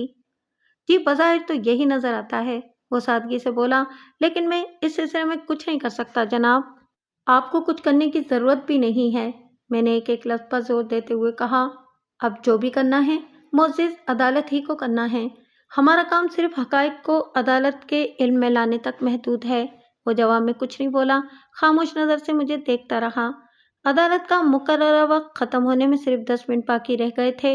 मैंने इजरा में तेज़ी लाते हुए मुलजिम से सवाल किया, कादिर साहब, आपने वकील इस्तग़ासा के एक सवाल के जवाब में बताया था कि वक़ुआ के रोज़ आप शाम 7 बजे मकतूला से मिलने उसके फ्लैट पर गए थे। जी हाँ, मैंने यही बताया है, मुलजिम ने जवाब दिया। आपसे अलग होने के बाद मकतूला ने इस फ्लैट में अकेले रहना शुरू कर दिया था? मैंने कहा, क्या आपको ये बात मालूम थी? पहले तो मालूम नहीं थी, उसने बताया, لیکن اس کی منگنی کے فوراً بعد مجھے پتہ چل گیا تھا کہ وہ پچھلے 3-4 ماہ سے کہاں رہ رہی ہے۔ ویسے شروع میں میرا اندازہ یہی تھا کہ اس نے مستقلاً اکیڈمی ہی میں ڈیرا ڈال دیا ہوگا۔ فلیٹ والی کہانی بعد میں کھلی تھی، لیکن فلیٹ ہو یا اکیڈمی، بات تو ایک ہی تھی۔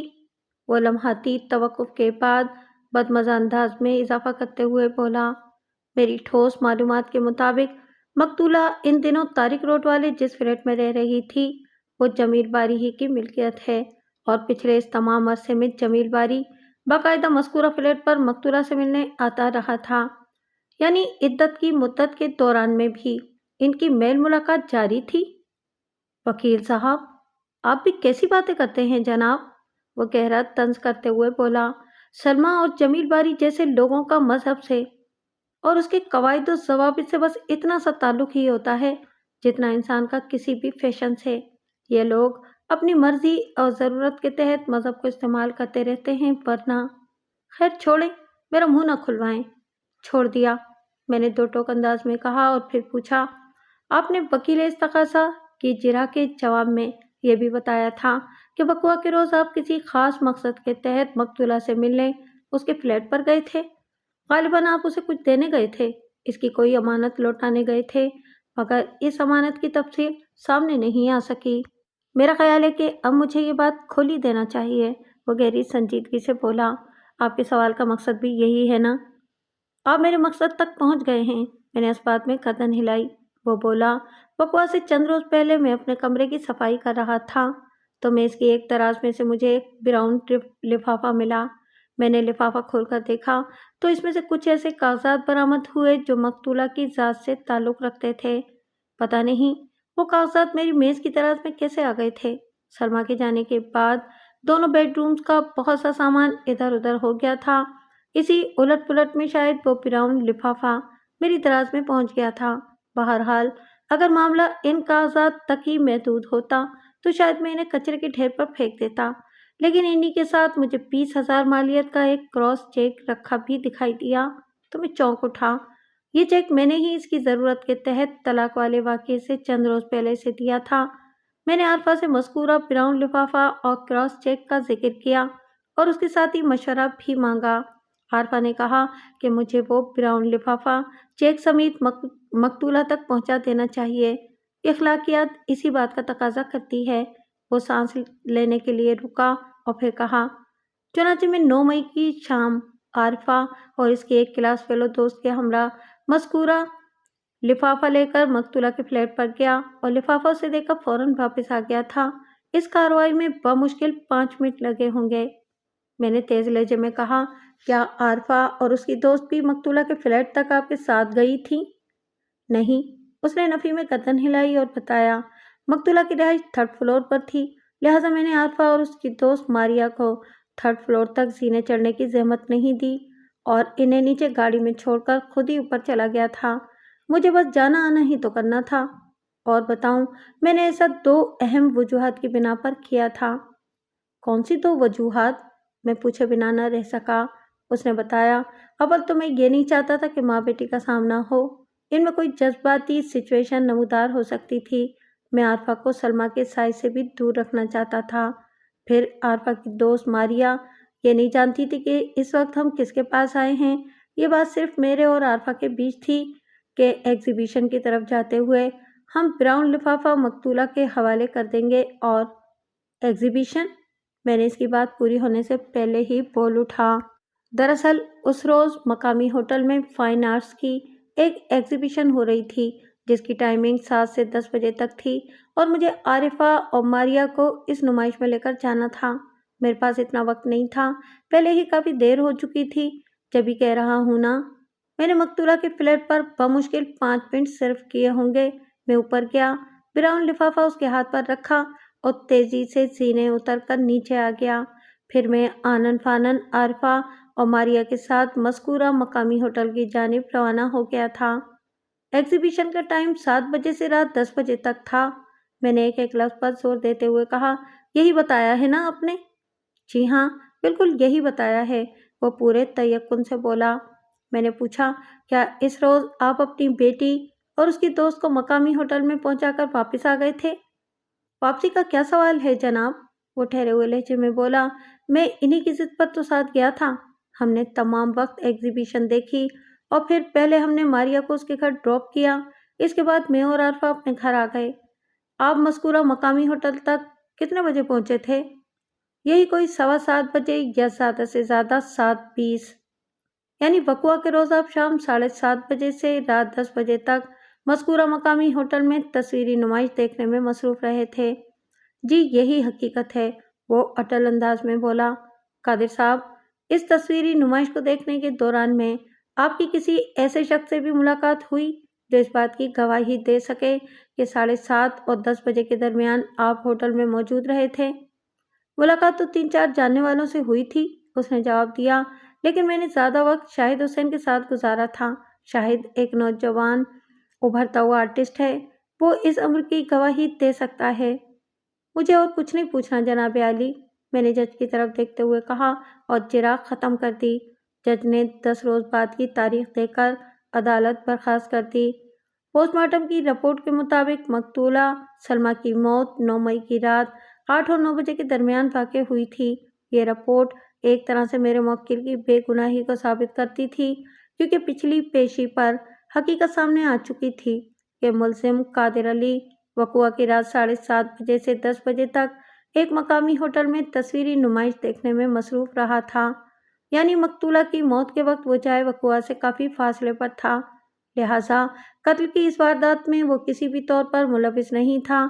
आर्टिस्ट शाहिद हुसैन की गवाही इसकी बर्रियत में कलीदी किरदार अदा करने वाली थी। एक ज़ाविये से देखा जाता तो ये केस यहीं पर ख़त्म होता नज़र आता था, लेकिन मेरे नज़दीक अदालत के कमरे से निकलने के लिए ज़रूरी था आगे बढ़ना। मैं आगे बढ़ रहा हूँ, आप भी मेरे साथ आ जाएं। इस तगाज़ा की जानिब से पहला गवाह अमजद नामी एक शख्स पेश हुआ। अमजद की उम्र 35 के करीब रही होगी। रंगत कंतुमी, जिस्म माइल बफरबी और कद दरमियाना। इसने फिल्मी हीरोज़ जैसे स्टाइल में बाल सेट करवा रखे थे। वो एक मजबूत काठी का शख्स था। पेशे के एतबार से वो एक दर्जी था। वकील इस्तगासा ने जब गवाह पर वाजबी सी जिरा का आगाज़ किया तो मुझे ये समझने में ज़रा देर न लगी कि अमजद ही वो शख्स था जिसके बारे में इस्तगासा का दावा था कि वक़ुआ के रोज़ उसने मुलजिम को मकतूल के फ्लैट में आते और जाते हुए देखा था। मैं वकील मुखालिफ की जिरा के दौरान बगौर गवाह की हरकतों सिकनात और स्टाइल का जायज़ा लेने लगा। थोड़ी देर बाद वकील इस्तगासा ने गवाह को फारिग किया तो जज की इजाज़त हासिल करने के बाद मैं विटनेस बॉक्स के करीब चला गया। मैंने गवाह की आंखों में आंखें डालकर कुछ इस अंदाज में अपनी जिरा शुरू की। अमजद साहब, क्या मैं आपको टेलर मास्टर कह सकता हूँ? शायद वो मुझसे बड़ी सख्त नौयत की जिरा का तवक्को कर रहा था। मेरे इस अंदाज से वो ज़रा गड़बड़ा गया, ताहम उसने ज़रा संभल कर जवाब दिया, सब लोग मुझे टेलर मास्टर ही कहते हैं, आप भी कह लें। शुक्रिया मास्टर साहब। आप किस किस्म के टेलर मास्टर हैं? जी, क्या मतलब? वो उलझन भरी नज़र से मुझे देखने लगा। मैंने फ़ौरन वजाहत कर दी, मेरा मतलब है कि लेडीज़ टेलर या जेंट्स टेलर। लेडीज़ टेलर, उसने बताया। आपकी बातों से मैंने अंदाज़ा लगाया है कि आपकी टेलरिंग शॉप मकतूल के घर के बहुत करीब वाक़ है। मैंने सवालिया अंदाज में उसकी तरफ देखते हुए कहा। जी बिल्कुल, वो ठोस लहजे में बोला, समझे आमने सामने है। मेरी शॉप के सामने से इस बिल्डिंग का जीना शुरू होता है जिसके 3rd फ्लोर पर मकतूला का फ्लैट था। वो बिल्डिंग और आपकी शॉप तारिक रोड के किस हिस्से में वाक़ है? कमर्शियल एरिया में, उसने जवाब दिया। आपने दुपट्टा गली का नाम सुना है ना? हाँ, मैंने इस बात में गर्दन हिलाई। न सिर्फ नाम सुना है बल्कि मैंने वो दुपट्टा गली नामी स्ट्रीट देख भी रखी है। फिर तो आपने मेरी शॉप भी देखी होगी, वो फखरिया लहजे में बोला। फाइन टेलर्स, मैंने इसका दिल रखने की खातिर कह दिया। हाँ, ये नाम नज़र से तो गुजरा है। वो वाक़ियतन खुश हो गया। मैंने जरा को अपने पसंदीदा मोड़ देते हुए अगला सवाल किया, जैसा कि आपके बयान से भी जाहिर होता है, आप अपनी शॉप में बैठे बैठे मकतूला वाली बिल्डिंग में आने जाने वालों को बआसानी वॉच कर सकते थे। क्या आप मकतूला और उसके मुलाकातियों पर भी नज़र रखते थे? खास तौर पर नहीं, वो जल्दी से नफ़ी में गर्दन हिलाते हुए बोला। यह अमल गैर इरादी और ऑटोमेटिक होता है। काम के दौरान बेसाख्ता निगाह उठी और कोई भी दिखाई दे गया। کیا آپ مقتولہ کو شکل و صورت سے اچھی طرح پہچانتے تھے؟ میں نے پوچھا۔ جی ہاں، اس نے اس بات میں جواب دیا۔ اگرچہ اس کو سامنے والی بلڈنگ میں آئے ہوئے زیادہ عرصہ نہیں ہوا تھا، لیکن اس دوران میں ہماری 3-4 مرتبہ خاصی تفصیل سے بات ہوئی تھی۔ وہ 2 بار میری شاپ پر بھی آئی تھی۔ اس نے مجھ سے چند ڈریس سلوائے تھے۔ اس کا مطلب ہے کہ آپ مقتولہ کو اچھی طرح جانتے پہچانتے تھے؟ جی ہاں، اس نے مختصر سا جواب دیا۔ آپ اس کے ملاقاتیوں سے بھی واقف ہوں گے؟ میں نے سوال کیا۔ ہاں، اس نے اس بات میں سر ہلایا اور بتایا۔ مقتولہ کے ملاقاتیوں میں صرف ایک شخص شامل تھا، جمیل باری۔ کیا آپ جمیل باری کو بھی جانتے ہیں؟ میں نے چونکے ہوئے لہجے میں پوچھا۔ جی ہاں، اس نے جواب دیا۔ جمیل باری صاحب سے جان پہچان کا سبب یہ ہے کہ مذکورہ فلیٹ کے مالک وہی ہیں۔ انہوں نے مقتولہ کو وہ فلیٹ عارضی طور پر رہنے کے لیے دیا تھا اور یہی بتایا تھا کہ وہ ان کی کوئی قریبی رشتہ دار ہے۔ مقتولہ کے اور بھی عزیز رشتہ دار اس دنیا میں موجود تھے؟ میں نے کہا۔ کیا جمیل باری کے علاوہ کوئی اور بھی اس سے ملنے آتا تھا؟ نہیں جناب، اس نے جواب دیا۔ اگر وہ کسی سے ملنے جاتی تھی تو مجھے علم نہیں، البتہ اس فلیٹ میں تو جمیل باری ہی اس سے ملنے جاتے تھے۔ وہ دونوں ایک ساتھ بلڈنگ سے نکلتے بھی تھے اور ساتھ ہی واپس بھی آتے دیکھے گئے تھے۔ اب ہم وقوع کے روز کی طرف آتے ہیں۔ میں نے کہا، اس دن آپ اپنی شاپ میں موجود تھے جب آپ نے ملزم کو اس بلڈنگ میں جاتے دیکھا؟ جی ہاں، یہی حقیقت ہے۔ میری معلومات کے مطابق وقوع کے روز یعنی 9 مئی کو عام تعطیل تھی۔ میں نے گواہ کی آنکھوں میں دیکھتے ہوئے کہا۔ اس دن طارق روڈ کی پوری مارکیٹ بند تھی، پھر آپ کس خوشی میں اپنی شاپ کھولے بیٹھے تھے؟ آپ نے بالکل ٹھیک کہا، بات خوشی ہی کی تھی، اس نے تائیدی انداز میں سر ہلاتے ہوئے کہا۔ دراصل ایک روز پہلے میرے پاس ایمرجنسی کا اچھا خاصا کام آ گیا تھا۔ اچانک 2 بہنوں کی شادی ایک ساتھ طے ہو گئی تھی اور سلائی کا سارا کام 2-3 دن میں مکمل کر کے دینا تھا، لہٰذا چھٹی کا دن لگائے بغیر کوئی چارہ نہیں تھا۔ میں نے اپنے دونوں کاریگروں کو بھی بلا لیا تھا۔ ہم نے اس دن لگ بھگ دوپہر 11 بجے شاپ کھول کر کام شروع کر دیا تھا اور یہ کام اس وقت تک جاری رہا جب تک مقتولہ کے قتل کا انکشاف نہیں ہو گیا۔ ٹھیک ہے، میں نے کہا۔ کیا آپ نے ملزم کو پہلے بھی کبھی اس بلڈنگ میں آتے جاتے دیکھا تھا؟ نہیں جناب، اس نے جواب دیا۔ وہ پہلی بار وہاں آیا تھا، یا اگر پہلے کبھی آیا تھا تو میں نے نہیں دیکھا۔ وہ کتنے بجے اس بلڈنگ کے اندر گیا تھا؟ میں نے گھڑی میں وقت تو نہیں دیکھا جناب، وہ معذرت خواہانہ انداز میں بولا، لیکن یہ یاد ہے کہ اس وقت شام ہو رہی تھی۔ میرے موکل کا دعویٰ ہے اور وہ اپنے اس دعوے کو ثابت بھی کر سکتا ہے کہ وقوع کے روز وہ شام 7 بجے مقتولہ سے ملنے اس کے فلیٹ پر گیا تھا۔ میں نے کہا، آپ اس سلسلے میں کیا کہتے ہیں؟ میں وثوق سے تو کچھ نہیں کہہ سکتا جناب، وہ عام سے لہجے میں بولا۔ میں نے بتایا ہے نا کہ ملزم کی آمد اور جامد پر میں نے باقاعدہ ٹائم نوٹ نہیں کیا تھا۔ ہو سکتا ہے اس وقت شام کے 7 ہی بجے ہوں یا 8 اور 9 بھی ہو سکتے ہیں۔ آپ نے دوپٹہ گلی تو دیکھی ہوئی ہے نا؟ شام سے پہلے ہی وہاں شام اور رات سے پہلے ہی وہاں رات ہو جاتی ہے۔ پھر ٹیلرنگ کا کام تو ہے ہی ایسا کہ ہم دن کے وقت بھی شاپ کی تمام ٹیوب لائٹ جلا کر ہی رکھتے ہیں۔ میں نے معنی خیز انداز میں کہا اور پھر پوچھا، امجد صاحب، آپ نے وکیل استغاثہ کی جرا کے جواب میں بتایا ہے کہ وقوع کے روز آپ نے ملزم کو مقتول کے فلیٹ میں جاتے اور وہاں سے آتے دیکھا تھا، میں غلط تو نہیں کہہ رہا؟ نہیں جناب، آپ بالکل ٹھیک کہہ رہے ہیں، اس نے تسلیم کیا۔ بے شک میں نے ایسا ہی کہا تھا۔ آپ نے پہلے کبھی ملزم کو اس بلڈنگ میں آتے جاتے نہیں دیکھا تھا؟ میں نے بڑے مربوط انداز میں جرا کے سلسلے کو آگے بڑھاتے ہوئے کہا، آپ کی کبھی اس سے ملاقات نہیں ہوئی تھی؟ آپ اس کو کسی بھی حوالے سے نہیں جانتے تھے، پھر آپ نے کیوں کر یہ اندازہ قائم کیا کہ وہ مقتولہ ہی سے ملنے اس کے فلیٹ پر گیا تھا؟ یہ بات تو ملزم نے بھی تسلیم کی ہے کہ وہ وقوع کے روز مقتولہ سے ملنے گیا تھا، وہ ٹھہرے ہوئے لہجے میں بولا۔ ابھی تھوڑی دیر پہلے تو خود انہوں نے مجھے اس بارے میں بتایا ہے جناب۔ میں نے آپ کو کیا بتایا ہے اور ملزم نے کیا بیان دیا ہے، یہ فی الحال آپ کا مسئلہ نہیں، میں نے ایک ایک لفظ پر زور دے کر قدرے سخت لہجے میں کہا۔ آپ اپنے بیان تک محدود رہیں اور مجھے بتائیں کہ کیا آپ وقوع کے روز ملزم کا تعاقب کرتے ہوئے مقتولہ کے فلیٹ تک پہنچے تھے، جو اتنے وثوق سے بتا رہے ہیں کہ وہ اس روز وہاں مقتولہ سے ملنے گیا تھا؟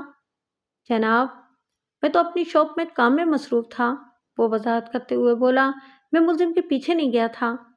جب آپ نے اپنی آنکھوں سے ملزم کو مقتولہ کے فلیٹ میں داخل ہوتے نہیں دیکھا تو پھر اتنے یقین سے کیسے کہہ سکتے ہیں کہ وہ مقتولہ سے ملنے گیا تھا؟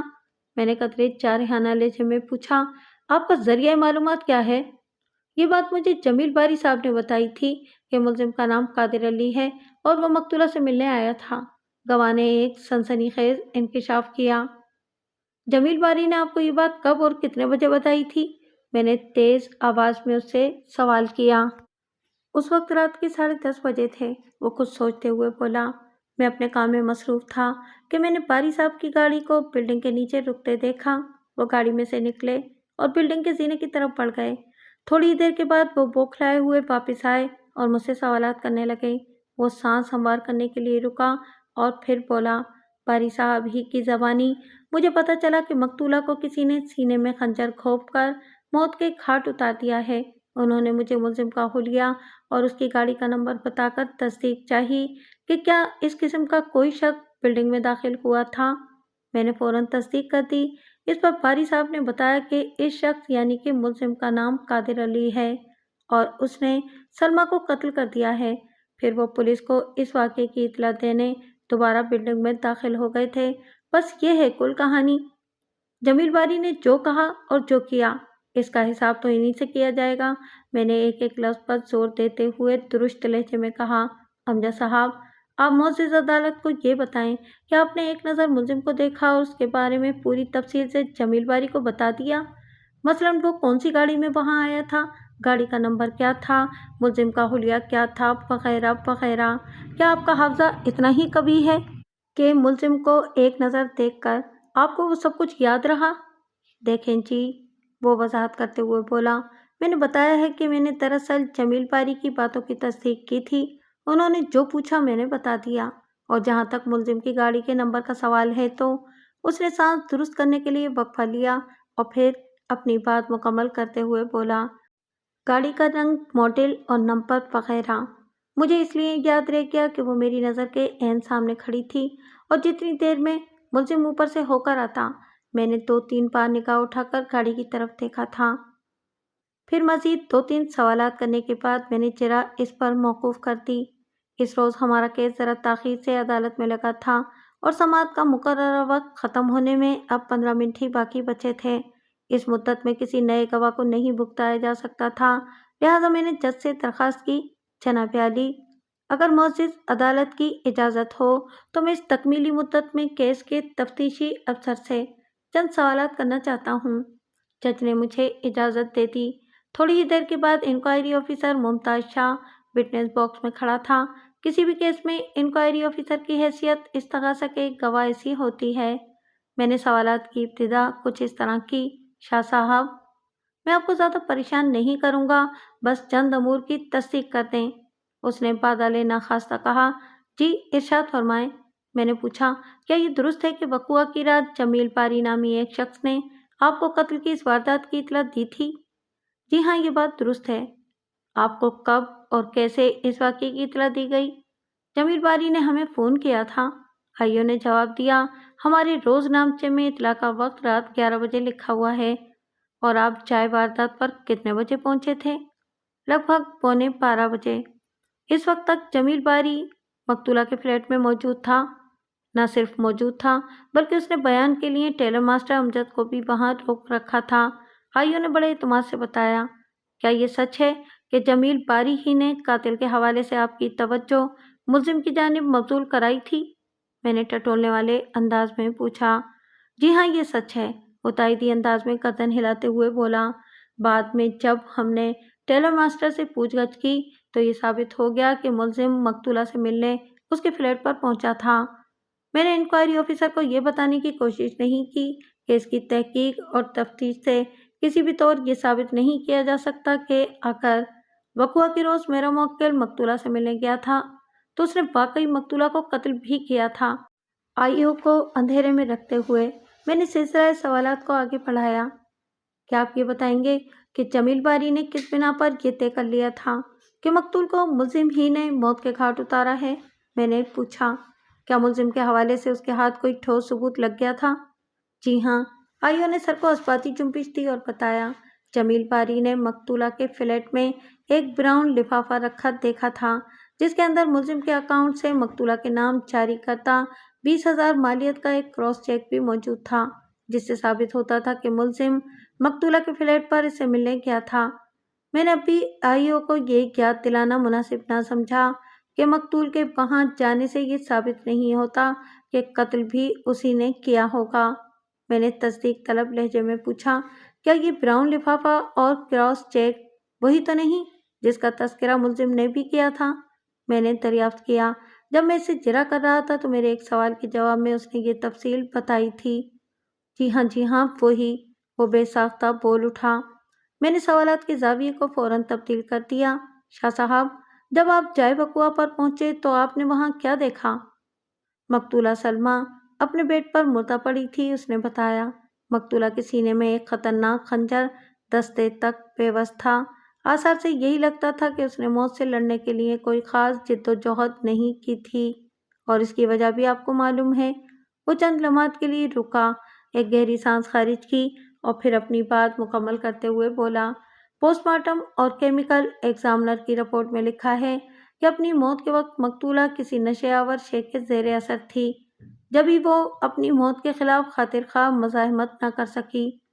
ٹھیک ہے، میں نے اس بات میں گردن ہلائی۔ مقتولہ کے بیڈ پر ایسے آثار دیکھنے کو نہیں ملے تھے جس سے پتہ چلتا کہ اس نے موت سے لڑنے کی کوشش کی تھی۔ کیا مقتولہ کے بیڈ روم میں یا فلیٹ کے کسی اور حصے میں آپ کو ایسے شواہد ملے جس سے ظاہر ہوتا ہو کہ کسی نے زبردستی وہاں گھس کر کوئی مداخلتی کارروائی کی ہو؟ اس نوعیت کی کسی افراتفری اور اٹھا پٹک کو آپ نے نوٹس کیا تھا؟ جی نہیں، فلیٹ کی ہر شے اپنی جگہ پر رکھی نظر آئی تھی، اس نے بتایا۔ گڈ، میں نے سرسری انداز میں کہا، پھر پوچھا، کیا آپ نے اعلیٰ قتل پر ملزم کی انگلیوں کے نشانات ڈھونڈنے میں کامیابی حاصل کر لی تھی؟ نہیں، اس نے نفی میں گردن ہلائی۔ ملزم نے مقتولہ کو موت کے گھاٹ اتارنے کے بعد خنجر کے دستے پر سے اپنے فنگر پرنٹس بڑی چالاکی سے صاف کر دیے تھے۔ فلیٹ کے دوسرے حصوں میں کہیں ملزم کے فنگر پرنٹس ملے ہوں؟ جی نہیں، وہ بوکھلاہٹ آمیز انداز میں بولا، کہیں بھی ملزم کے فنگر پرنٹس نہیں مل سکے۔ اس شخص نے خود کو محفوظ رکھنے کے لیے ہر اس مقام کو اچھی طرح صاف کر دیا تھا جہاں جہاں اس کا ہاتھ لگا تھا۔ ونڈرفل، میں نے استہزائی انداز میں کہا، ملزم کو گویا جیمز بانڈ 0077 ہو گیا جس نے 5 منٹ سے بھی قلیل مدت میں اس فلیٹ تک رسائی حاصل کی، مقتولہ کے بیڈ روم میں پہنچا، اسے قتل کیا، اعلیٰ قتل اور فلیٹ کے مختلف درجن بھر مقامات سے اپنے فنگر پرنٹ صاف کیے، اور یہ کیا ہو گیا؟ میں نے لمحاتی خاموشی کے بعد طنزیہ لہجے میں کہا، آپ 5 منٹ کا حوالہ اس لیے دے رہے ہیں کہ… وہ بوکھلائے ہوئے انداز میں بولا کہ یہ آپ کے موکل کا بیان ہے، وہ غلط بیانی سے بھی تو کام لے سکتا ہے۔ ہو سکتا ہے کہ یہی کام اس نے 10 یا 15 منٹ میں انجام دیا ہو۔ میں ایک لمحے کے لیے آپ کی بات کو درست مان لیتا ہوں، میں نے ٹھہرے ہوئے لہجے میں کہا۔ اب آپ کو بھی میرے ایک سوال کا پوری دیانتداری سے جواب دینا ہوگا، آپ تیار ہیں؟ جی، وہ تھوک نگلتے ہوئے بولا۔ آئیو صاحب، آپ مقتولہ اور ملزم کی پچھلی زندگی کی کہانی سے مکمل طور پر آگاہی حاصل کر چکے ہیں۔ ان کی ازدواجی زندگی میں کیا کیا پیچ و خم آئے، اور پھر ان کا رشتہ کن ڈرامائی اور افسوسناک حالات میں ختم ہوا، ایک ایک لمحے کی تفصیل آپ کے علم میں ہے کہ نہیں؟ میں نے تصدیق طلب نظر سے اسے دیکھا۔ جواب دیں شاہ صاحب۔ جی ہاں، میں سب جانتا ہوں، وہ کمزور سی آواز میں بولا۔ جب آپ سب جانتے ہیں تو ایمانداری سے بتائیں، کیا یہ ممکن ہے کہ ملزم کے لیے اپنے دل میں بے پناہ نفرت رکھنے والی مقتولہ ملزم کی آمد پر نہ صرف اس کے لیے اپنے فلیٹ کا دروازہ کھول دے بلکہ اسے خاموشی سے اپنے ساتھ بیڈ روم تک بھی لے جائے، جب فلیٹ کے اندر کسی نوعیت کی افراتفری اور زور زبردستی نہیں کی گئی؟ تو اس کا واضح مطلب یہی ہے کہ جس شخص نے بھی مقتولہ کا مرڈر کیا ہے وہ اس کے لیے قابل بھروسہ تھا، اتنا قابل بھروسہ کہ وہ اسے اپنے ساتھ بیڈ روم تک لے جانے میں کوئی ہچکچاہٹ محسوس نہیں کرتی تھی، اور ایسا شخص کم از کم میرا موکل تو نہیں ہو سکتا۔ تو پھر ایسا شخص کون ہو سکتا ہے؟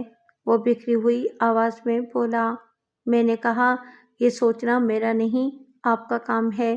میں نے تو صرف اپنے موکل کو بے گناہ ثابت کرنے کے لیے فیس حاصل کی ہے، اور میں اپنا کام تندہی سے کر رہا ہوں، بلکہ سمجھیں کہ میں نے آج اپنا کام مکمل کر دیا ہے۔ البتہ ہاں، میں نے تھوڑا توقف دیا اور پھر کہا، اگر استغاثہ میری فیس کا بوجھ اٹھانے کو تیار ہے تو میں قاتل تک رسائی حاصل کرنے کے سلسلے میں ان کی بھی مدد کر سکتا ہوں۔ ایوب پریشان نظر سے وکیل استغاثہ کو تکنے لگا اور اس کے ساتھ ہی عدالت کا وقت ختم ہو گیا۔ منظر اسی عدالت کا تھا اور وٹنس باکس میں مقتولہ کا منگیتر اور پرفارمنس آرٹ اکیڈمی کا مالک مسٹر جمیل باری کھڑا تھا۔ باری کی عمر 40+ نظر آتی تھی۔ وہ ایک خوبرو اور وجیح مرد تھا۔ اس کی شخصیت کو بلا شبہ شاندار کہا جا سکتا تھا۔ وہ اس وقت نفیس قسم کے سوٹ میں ملبوس تھا، تاہم اس کے چہرے پر وہ اطمینان اور آسودگی نظر نہیں آتی تھی جو اس کی شخصیت سے مطابقت رکھتی ہو۔ وہ خاصا الجھا ہوا اور متذبذب دکھائی دیتا تھا۔ شاید اس کا سبب یہ ہو کہ اب تک کی عدالتی کارروائی اس کے علم میں آ چکی تھی۔ یہ سن کر شاید اس کے ارمانوں پر اوس پڑ گئی تھی کہ ملزم اس کیس سے صاف بچہ نکلتا دکھائی دیتا تھا۔ بہرحال میں اس کی اشک جوئی کرنے کے موڈ میں نہیں تھا۔ جمیل باری نے تھکے ہوئے انداز میں اپنا حلفیہ بیان ریکارڈ کرایا اور وکیل استغاثہ پوچھ تاچھ کے لیے وٹنس باکس کے قریب چلا گیا۔ اس نے جرح سے زیادہ تعزیت کی۔ مقتولہ کی المناک موت پر اپنے گہرے رنج و غم کا اظہار کیا۔ تھوڑی دیر کے بعد وکیل استغاثہ نے جرح ختم کر دی۔ میں اپنی باری پر جج سے اجازت حاصل کرنے کے بعد گواہوں والے کٹہرے کے قریب چلا گیا اور جمیل باری کی آنکھوں میں دیکھتے ہوئے کچھ ایسے کڑے انداز میں اپنی جرح کا آغاز کیا۔ باری صاحب، آپ کی اکیڈمی کیسے چل رہی ہے؟ بس چل رہی ہے، اس نے مختصر سا جواب دیا۔ آپ کی اکیڈمی کی رونق یعنی آپ کی منگیتر تو روٹ کر اس دنیا سے اس دنیا میں جا چکی ہے۔ اس کے دم قدم سے جو اکیڈمی میں چہل پہل تھی وہ اب کہاں؟ وہ میرے تبصرے پر خاموش رہا۔ میں نے پوچھا، باری صاحب، آپ پڑھے لکھے بندے ہیں اور آپ کو دنیاوی معلومات کے علاوہ دین کی بھی اچھی خاصی سمجھ بوجھ ہوگی۔ کسی حد تک ہے، وہ بولا، لیکن میں اس سلسلے میں کوئی دعویٰ نہیں کر سکتا۔ دعوے کی ضرورت بھی نہیں ہے، میں نے سرسری انداز میں کہا۔ یہ بتائیں کہ آپ نماز وغیرہ تو پڑھتے ہوں گے؟ کبھی کبھار پڑھ لیتا ہوں، اس نے قدرے شرمندہ لہجے میں جواب دیا۔ اللہ اور اس کے رسول کو تو مانتے ہیں نا؟ جی ہاں، کیوں نہیں؟ وہ جلدی سے بولا، الحمدللہ میں مسلمان ہوں۔ میں نے اس کے دعوے کو نظر انداز کرتے ہوئے اگلا سوال کیا، اگر آپ اللہ اور اس کے رسول کو مانتے ہیں تو اس کا مطلب تو یہ ہوا کہ آپ اللہ اور اس کے رسول کے احکامات کو بھی تسلیم کرتے ہیں؟ اس نے اس بات میں جواب دیا۔ میں نے پوچھا، باری صاحب، کیا آپ جانتے ہیں اللہ اور اس کے رسول نے انسان کے کس منفی عمل کو گناہ عظیم سے تعبیر کیا ہے؟ Objection your owner. وکیل استغاثہ کے صبر کا پیمانہ لبریز ہو گیا۔ جج سمیت تمام حاضرین عدالت چونک کر وکیل استغاثہ کو دیکھنے لگے۔ جج نے چشمے کے اوپر سے دیکھتے ہوئے استفسار کیا، وکیل صاحب، اپنے اعتراض کی وضاحت کریں۔ جناب عالی، وکیل صفائی غیر متعلق باتوں میں الجھ کر معزز عدالت کا قیمتی وقت برباد کر رہے ہیں۔ وہ وضاحت کرتے ہوئے بولا، بھلا بتائیں، گواہ کی دینی معلومات کا زیر سماعت کیس سے کیا تعلق ہو سکتا ہے؟ جج کا روئے سخن میری جانب گھوما اور اس نے مجھ سے استفسار کیا، بیگ صاحب، کیا گواہ کی دینی سوجھ بوجھ کسی حوالے سے اس کیس سے تعلق رکھتی ہے؟ جی ہاں، بالکل رکھتی ہے، میں نے اپنی فائلوں پر ہاتھ مارتے ہوئے جوشیلے لہجے میں کہا۔ کاش وکیل استغاثہ چند لمحات کے لیے خاموش رہ کر میری بات مکمل ہونے دیتے تو انہیں اعتراض کرنے کی ضرورت ہی پیش نہ آتی۔ کاش۔ بیگ صاحب، پلیز پروسیڈ۔ جج نے مجھے جرح جاری رکھنے کی اجازت دے دی۔ میں دوبارہ استغاثہ کے گواہ جمیل باری کی جانب متوجہ ہو گیا اور اس کی آنکھوں میں آنکھیں ڈال کر سنسناتے ہوئے لہجے میں دریافت کیا، جی باری صاحب، کیا آپ جانتے ہیں اللہ اور اس کے رسول کے نزدیک انسان کا ناپسندیدہ اور قابل مذمت عمل کون سا ہے؟ ایسے تو بہت سے اعمال ہیں، وہ جان چھڑانے والے انداز میں بولا، پتہ نہیں آپ کا اشارہ کس طرف ہے؟ میں اس کی جان چھوڑنے والا کہاں تھا؟ میں نے پوچھا، کیا واقعی آپ میرا اشارہ نہیں سمجھے یا نہ سمجھی کی اداکاری کر رہے ہیں؟ آخر کو آپ ایک آرٹ اکیڈمی کے روح رواں ہیں۔ میں واقعی نہیں سمجھ سکا، وہ معذرت آمیز انداز میں بولا، آپ ذرا وضاحت کر دیں۔ میں نے کہا، اللہ اور اس کا رسول صلی اللہ علیہ وآلہ وسلم इस बात کو سخت ناپسند کرتے ہیں کہ کوئی شخص میاں بیوی کے بیچ نفاق پیدا کرنے کی کوشش کرے۔ انسان کے اس عمل کو سنگین ترین گناہ قرار دیا گیا ہے، اور افسوسناک بات یہ ہے کہ میں نے لمحاتی توقف کر کے مزید کہا کہ آپ اس خوفناک گناہ کے مرتکب ہوئے ہیں۔ میں؟ وہ اس طرح اچھلا جیسے بجلی کے ننگے تار اسے چھو گئے ہوں۔ میں نے کیا کیا ہے؟ اسٹیج اور تھیٹر کے دنیا کے منجے ہوئے اداکار صاحب، میں نے ایک لفظ پر زور دیتے ہوئے طنزیہ لہجے میں سے مخاطب کیا، آپ نے ایک سوچی سمجھی سازش کے تحت مقتول اور ملزم کی زندگی میں زہر بھرا تھا، جس کے نتیجے میں ان کا ازدواجی بندھن ٹوٹ گیا۔ آپ کی ہدایت پر عمل کرتے ہوئے مقتولہ نے نہ صرف ملزم سے نفرت کرنا شروع کر دی، بلکہ ملزم کے دل کو بھی اپنے لیے مردہ اور بے حس بنا دیا تھا۔ کیا میں غلط کہہ رہا ہوں؟ مقتولہ مجھے چاہتی تھی اور مجھے بھی اس سے محبت ہو گئی تھی، وہ بھرائی ہوئی آواز میں بولا۔ ہم ایک دوسرے سے شادی کرنا چاہتے تھے، لیکن ملزم کسی بھی قیمت پر مقتول کو آزاد کرنے کے لیے تیار نہیں تھا۔ ملزم اپنا گھر اجاڑنے پر تیار نہیں تھا، میں نے پھنکار سے مشابہ آواز میں کہا۔ لہٰذا آپ کی ہدایت پر مقتولہ نے اسے انسانی جبلت اور ضرورت کی مار ماری تاکہ وہ اندر باہر سے ٹوٹ پھوٹ جائے۔ اس شریف النفس انسان کو اس نے بالکل ہی بے عزت کر کے رکھ دیا تھا، اور وہ اپنی بیٹی کی وجہ سے یہ سب خراب رویہ، ظلم و زیادتی برداشت کر رہا تھا۔ تم دونوں ملزم کی مجبوری سے کھیل رہے تھے۔ اس کھیل سے بھی جب تم لوگوں کا جی نہیں بھرا تو تم نے ریشم والا خاردار تیر چلا دیا، اور یہ تیر نشانے پر جا کر لگا۔ جس نے اپنی جھوٹی محبت اور ناز و انداز سے ملزم کو دعوت گناہ دی، اور پھر اس کے بعد جو کچھ ہوا وہ آپ کی مرضی کے مطابق ہوا۔ بتائیں مسٹر باری، یہی صورتحال اگر آپ کے ساتھ پیش آتی تو آپ کیا کرتے؟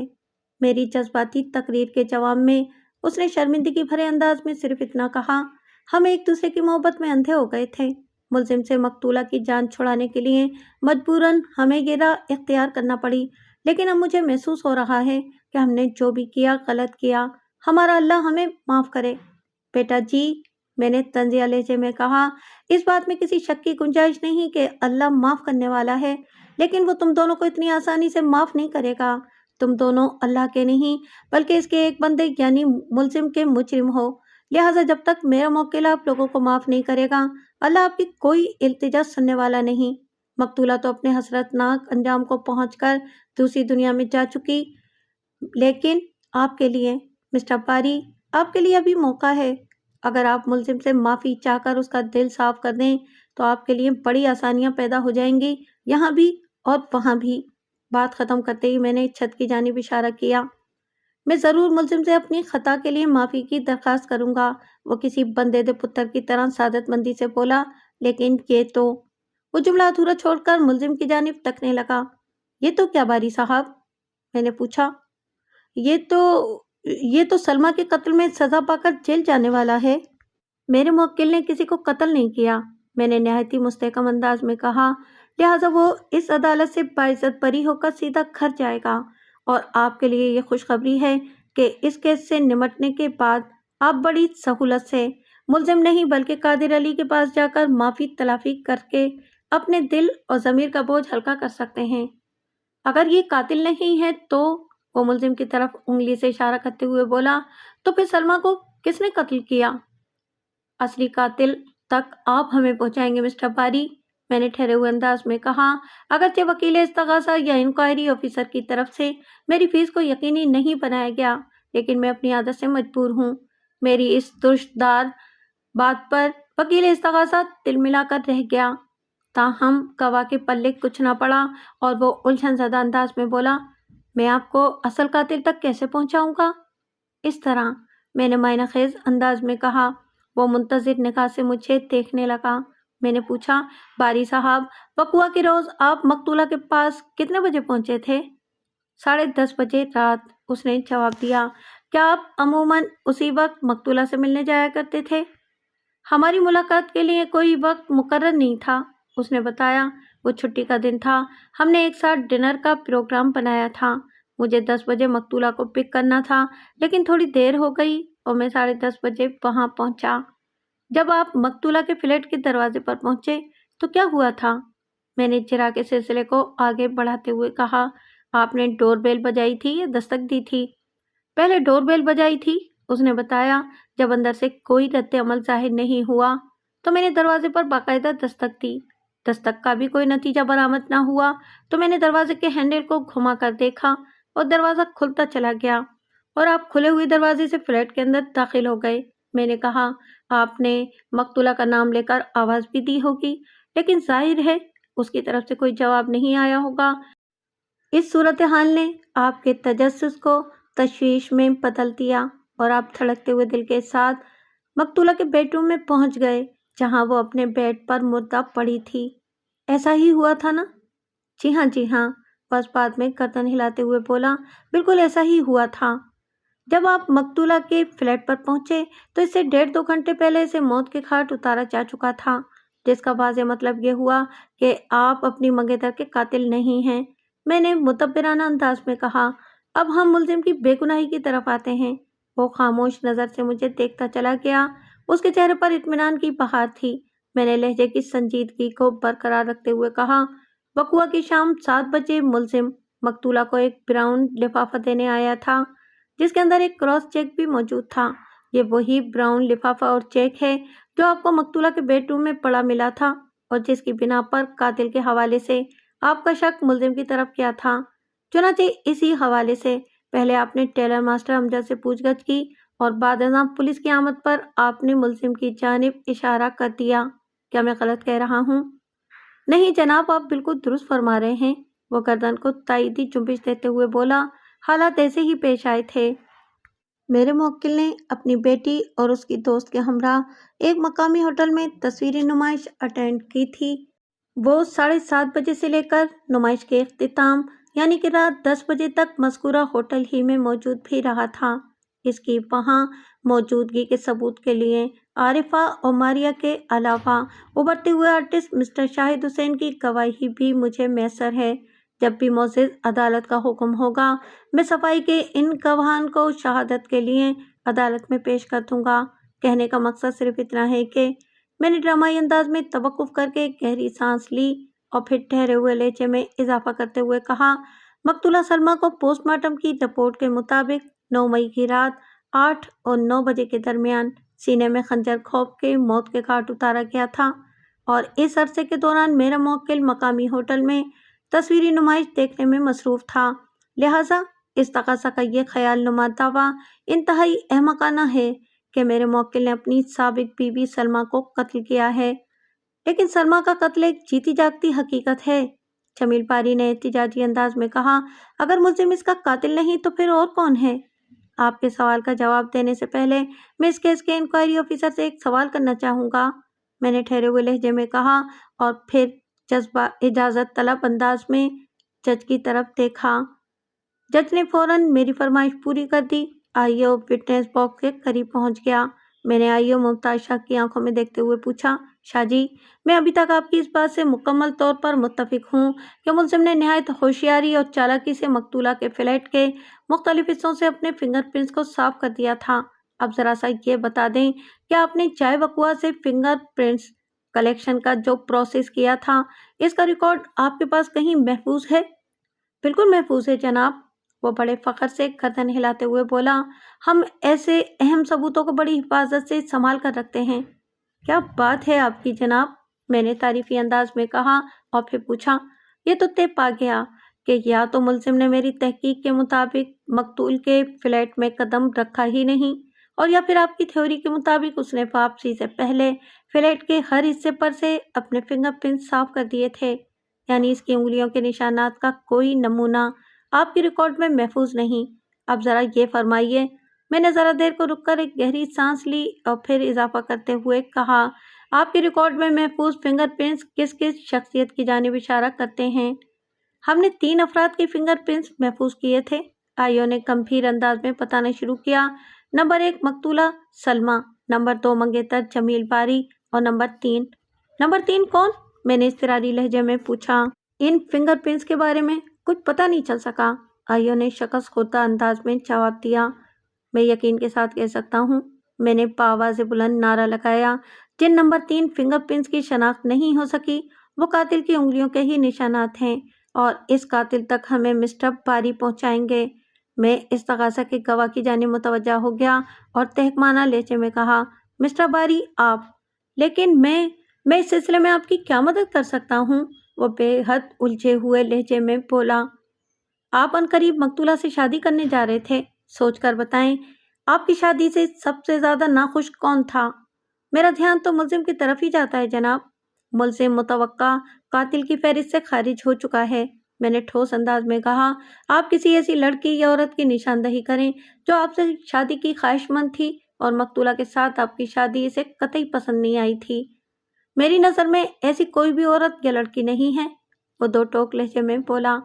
अपनी निगाह को तस्वीर के दूसरे रुख पर डालें और अच्छी तरह सोच समझकर जवाब दें, मैंने पुरजोश लहजे में कहा। कोई ऐसा शख्स जो मकतूला में गहरी दिलचस्पी रखता हो, इसका उम्मीदवार हो, इससे शादी करना चाहता हो। वो सोच में पड़ गया और उलझन ज़दा नज़र से मुझे देखने लगा। मैंने ज़रबात का अमल जारी रखा। अपने आसपास नज़र दौड़ाएं, अपने हल्का अहबाब को टटोलें, अकेडमी के अंदर भी झांक कर देखें। अकेडमी के जिक्र पर उसके चेहरे पर एक अजीब सा तासुर उभरा, जैसे इसे कोई खास बात याद आ गई हो। फिर उसके लब थरथराए और वहां से एक नाम फिसल कर निकल गया, नवीद कुरैशी। नवेद कुरैशी कौन? मैंने जारिहाना अंदाज में पूछा। नवेद अकेडमी के बिजनेस में मेरा पार्टनर है, जमील बारी ने बताया। मेरे जानने वालों में सिर्फ नवीद ही एक ऐसा शख्स है जो सलमा से बड़ी फ्री गपशप करता था। सलमा से इसकी बेतकल्लुफी मुझे बिल्कुल अच्छी नहीं लगती थी, लेकिन नवीद चूंकि मेरा बिजनेस पार्टनर है और इस वक्त तक सलमा से मेरी मंगनी नहीं हुई थी, लिहाजा मैं नवीद की किसी हरकत पर कोई एतराज़ नहीं कर सकता था। मंगनी के बाद तो नवेद कुरैशी ने कभी सलमा से बेतकल्लुफ होने की कोशिश नहीं की थी? जी नहीं, उसने जवाब दिया। हमारी मंगनी की खबर सुनकर नवेद जैसे बुझ सा गया था, यानी इसे इस खबर से गहरा सदमा पहुंचा था, आप कह सकते हैं, बारी ने गोलमोल जवाब दिया। कहीं ये वही नवीद कुरैशी तो नहीं? मैंने चौंकते हुए लहजे में कहा। रेशम वाले ड्रामे की रात जो सलमा के बुलाने पर जाए वकुआ यानी मुलजिम के घर पहुंच गया था। जी हाँ, ये वही नवेद कुरैशी है। बारी ने इस बात में गर्दन हिलाई। नवेद ही ने वापसी पर मुझे बताया था कि काम तसल्लीबख्श तरीके से हो गया है। जी, मेरा यही मतलब है। मैंने अपना रुए सुखन जज की जानिब मोड़ा और बड़े मुदल्लिल अंदाज में बोलना शुरू किया। जनाब अली, अब तक की अदालती कार्रवाई मेरे मुवक्किल को बेगुनाह साबित करने के लिए काफ़ी है, लेकिन अतमाम हुज्जत के तौर पर मैं आइंदा पेशी पर मुलजिमा की बेटी आरिफा की दोस्त मारिया और नौजवान आर्टिस्ट शाहिद हुसैन को सफाई के गवाहान की हैसियत से अदालत में पेश कर दूंगा, ताकि मुलजिम की बाइज्जत बर्रियत को यकीनी बनाया जा सके। और जहां तक सलमा मुराद मर्डर केस के इस्तगासे का ताल्लुक है, तो मैंने थोड़ा तवक्कुफ करके वकील इस्तगासा की जानिब देखा और फिर अपनी बात मुकम्मल करते हुए कहा, मैं अपने फाजिल दोस्त की बेहतरी के लिए सिर्फ यही मशवरा दे सकता हूँ कि वो जल्द से जल्द नवीद कुरैशी के फिंगरप्रिंट्स हासिल करके पुलिस के रिकॉर्ड में महफूज नंबर 3 अननाउन फिंगरप्रिंट से इसका मवाजना करें, ताकि दूध का दूध और पानी का पानी अलग हो जाए। That's all your honour. जज ने मुतालिका अदालती अमले और इंक्वायरी ऑफिसर मुमताज शाह को हिदायत की कि नवीद कुरैशी को शामिल तफ्तीश करते हुए आइंदा पेशी पर अदालत में पेश किया जाए। इसके बाद अगली पेशी की तारीख देकर जज ने अदालत बर्खास्त करने का ऐलान कर दिया। पिछली पेशी पर मैंने कातिल के सिलसिले में नवीद कुरैशी के हवाले से निशानदही करके इस्तगासा के लिए बड़ी आसानियां पैदा कर दी थीं। इसी रोज़ पुलिस ने नवीद कुरैशी को शामिल तफ्तीश करके जब इसके फिंगरप्रिंट्स हासिल किए और इनका मवाजना पुलिस के रिकॉर्ड में महफूज नंबर 3 फिंगरप्रिंट से किया गया, तो सारा मामला सुबह रोशन के मानिंद साफ और आया हो गया। फिंगरप्रिंट्स के दोनों नमूने आपस में मैच कर गए थे।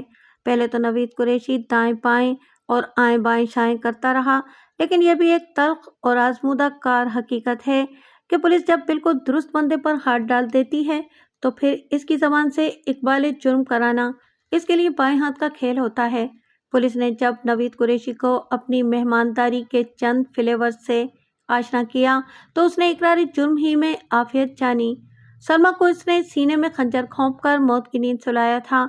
ये कत्ल चूंकि उसने दस्ताने पहनकर किया था, लिहाजा खंजर के दस्ते पर उसकी उंगलियों के निशानात नहीं पाए गए थे। वाकयात के मुताबिक सलमा دو رخی پالیسی پر عمل پیرا تھی۔ اس نے اپنی اپنی جگہ نوید قریشی اور جمیل باری دونوں کو آسرا دے رکھا تھا، اور اتنی مہارت کے ساتھ کہ ان دونوں میں ہر ایک یہی سمجھتا تھا کہ وہ اس کے ساتھ سنجیدہ ہے اور دوسرے کو محض اپنے حسن کے سبز باغ دکھا رہی ہے۔ دونوں اپنی اپنی جگہ مطمئن اور بے حد خوش تھے کہ وہ اپنے شوہر سے طلاق حاصل کرنے کے بعد ان سے شادی کر لے گی۔ لیکن جب سلمیٰ نے باری کے حق میں کھلم کھلا فیصلہ سنا کر نہ صرف یہ کہ اس سے باقاعدہ منگنی کر لی بلکہ اس کے دیے ہوئے فلیٹ میں رہنے بھی لگی، تو نوید قریشی کے دل و دماغ کا جو حال ہوا ہوگا اس کا بخوبی اندازہ لگایا جا سکتا ہے۔ نوید قریشی نے پولیس کو بیان دیتے ہوئے بتایا، میں اپنی اس بدترین شکست کو آسانی سے بھولنے والا نہیں تھا، لیکن میں نے سلمیٰ سے باقاعدہ کوئی گلہ شکوہ نہیں کیا بلکہ دل شکستگی کی اداکاری کرتے ہوئے نہایت ہی جذباتی انداز میں اسے اس نئے رشتے پر مبارکباد دی اور اس کے ساتھ ہی ایک درخواست بھی کی۔ کون سی درخواست؟ انویسٹیگیشن آفیسر نے چونک کر پوچھا۔ دراصل یہ میری ایک چال تھی، نوید قریشی نے بتایا، میں نے اسے التجا کی کہ میں زندگی میں آخری مرتبہ 1 گھنٹہ تنہائی میں اس کے ساتھ گزارنا چاہتا ہوں، کسی ایسی جگہ پر جہاں ہم دونوں کے سوا تیسرا کوئی نہ ہو۔ اس نے چند لمحات تک بڑے گمبھیر انداز میں سوچا اور پھر فیصلہ سنا دیا۔ وہ لمحے بھر کے لیے رکا تو تفتیشی افسر نے پوچھا، مقتولہ نے تمہارے حق میں فیصلہ سنایا تھا یا تمہاری درخواست کو مسترد کر دیا تھا؟ اس کا فیصلہ میرے حق میں آیا تھا، نوید قریشی نے جواب دیا۔ ہم نے زندگی کے بہت سارے رنگین لمحات تنہائی میں بتائے تھے، ہو سکتا ہے کہ کسی انمٹ یاد کی پرچھائی نے اسے میری درخواست پر ہمدردی سے غور کرنے پر مجبور کر دیا ہو اور وہ میری بات ماننے پر تیار ہو گئی ہو۔ تو تم نے ایک خاص مقصد کے تحت اس سے ملاقات کی اور پھر خاموشی سے واپس چلے آئے، تفتیشی افسر نے طنزیہ انداز میں کہا۔ وہ نشہ آور شے کا کیا معاملہ تھا؟ وقوع کے روز اس نے مجھے 8 بجے اپنے فلیٹ پر آنے کو کہا تھا اور یہ بھی تاکید کی تھی کہ 9 بجے سے پہلے مجھے وہاں سے رخصت ہونا ہوگا، اصلی قاتل وضاحت کرتے ہوئے بولا۔ میں پوری تیاری کے ساتھ ٹھیک 8 بجے اس کے فلیٹ پر تھا۔ اس نے میرے لیے چائے بنائی، میں نے نظر بچا کر اس کی پیالی میں نشہ آور دوا ملا دی۔ ہم دونوں نے آخری بار ماضی کی یادیں تازہ کرتے ہوئے چائے پی۔ چائے ختم ہوئی تو وہ سر میں درد کی شکایت کرنے لگی۔ میں سہارا دے کر اسے بیڈ روم میں لے آیا اور آہستگی بیڈ پر لٹا دیا۔ وہ میری دی ہوئی دوا کے زیر اثر آ چکی تھی۔ میں نے جب محسوس کیا کہ وہ اپنے ہوش میں نہیں رہی تو میں نے اپنے لباس میں چھپا ہوا وہ خطرناک خنجر نکالا، ہاتھوں پر دستانے چڑھائے اور خنجر کا مہلک پھل اس بے وفا دغا باز کے سینے میں اتار دیا۔ وہ ایک لمحے کے لیے رکا اور پھر اپنی جرم زدہ کہانی کو انجام دیتے ہوئے بولا۔ اس کے ایک ایک لفظ سے نفرت کی چنگاریاں اڑ رہی تھیں۔ وہ کمینی عورت اسی لائق تھی۔ ایسی بازاری عورتیں بالآخر اتنے ہی حسرتناک انجام کو پہنچتی ہیں۔ مجھے اپنے کیے پر کوئی افسوس یا پچھتاوا نہیں، بلکہ صرف اس بات کا دکھ ہے کہ میں پکڑا گیا، حالانکہ چائے کے دونوں خالی کپ میں اپنے ساتھ لے گیا تھا تاکہ پولیس کو مجھ تک پہنچنے کا کوئی راستہ نہ ملے۔ لیکن میری بدقسمتی کے نوید قریشی کے اقبال جرم کے بعد میرے موکل کی بریت 101% تک یقینی ہو گئی تھی۔ آئندہ پیشی پر میں نے شاہد حسین، ماریہ اور عارفہ کو صفائی کے گواہوں کی حیثیت سے عدالت میں پیش کر کے اپنے موکل کو اس جھمیلے سے آزاد کرا لیا۔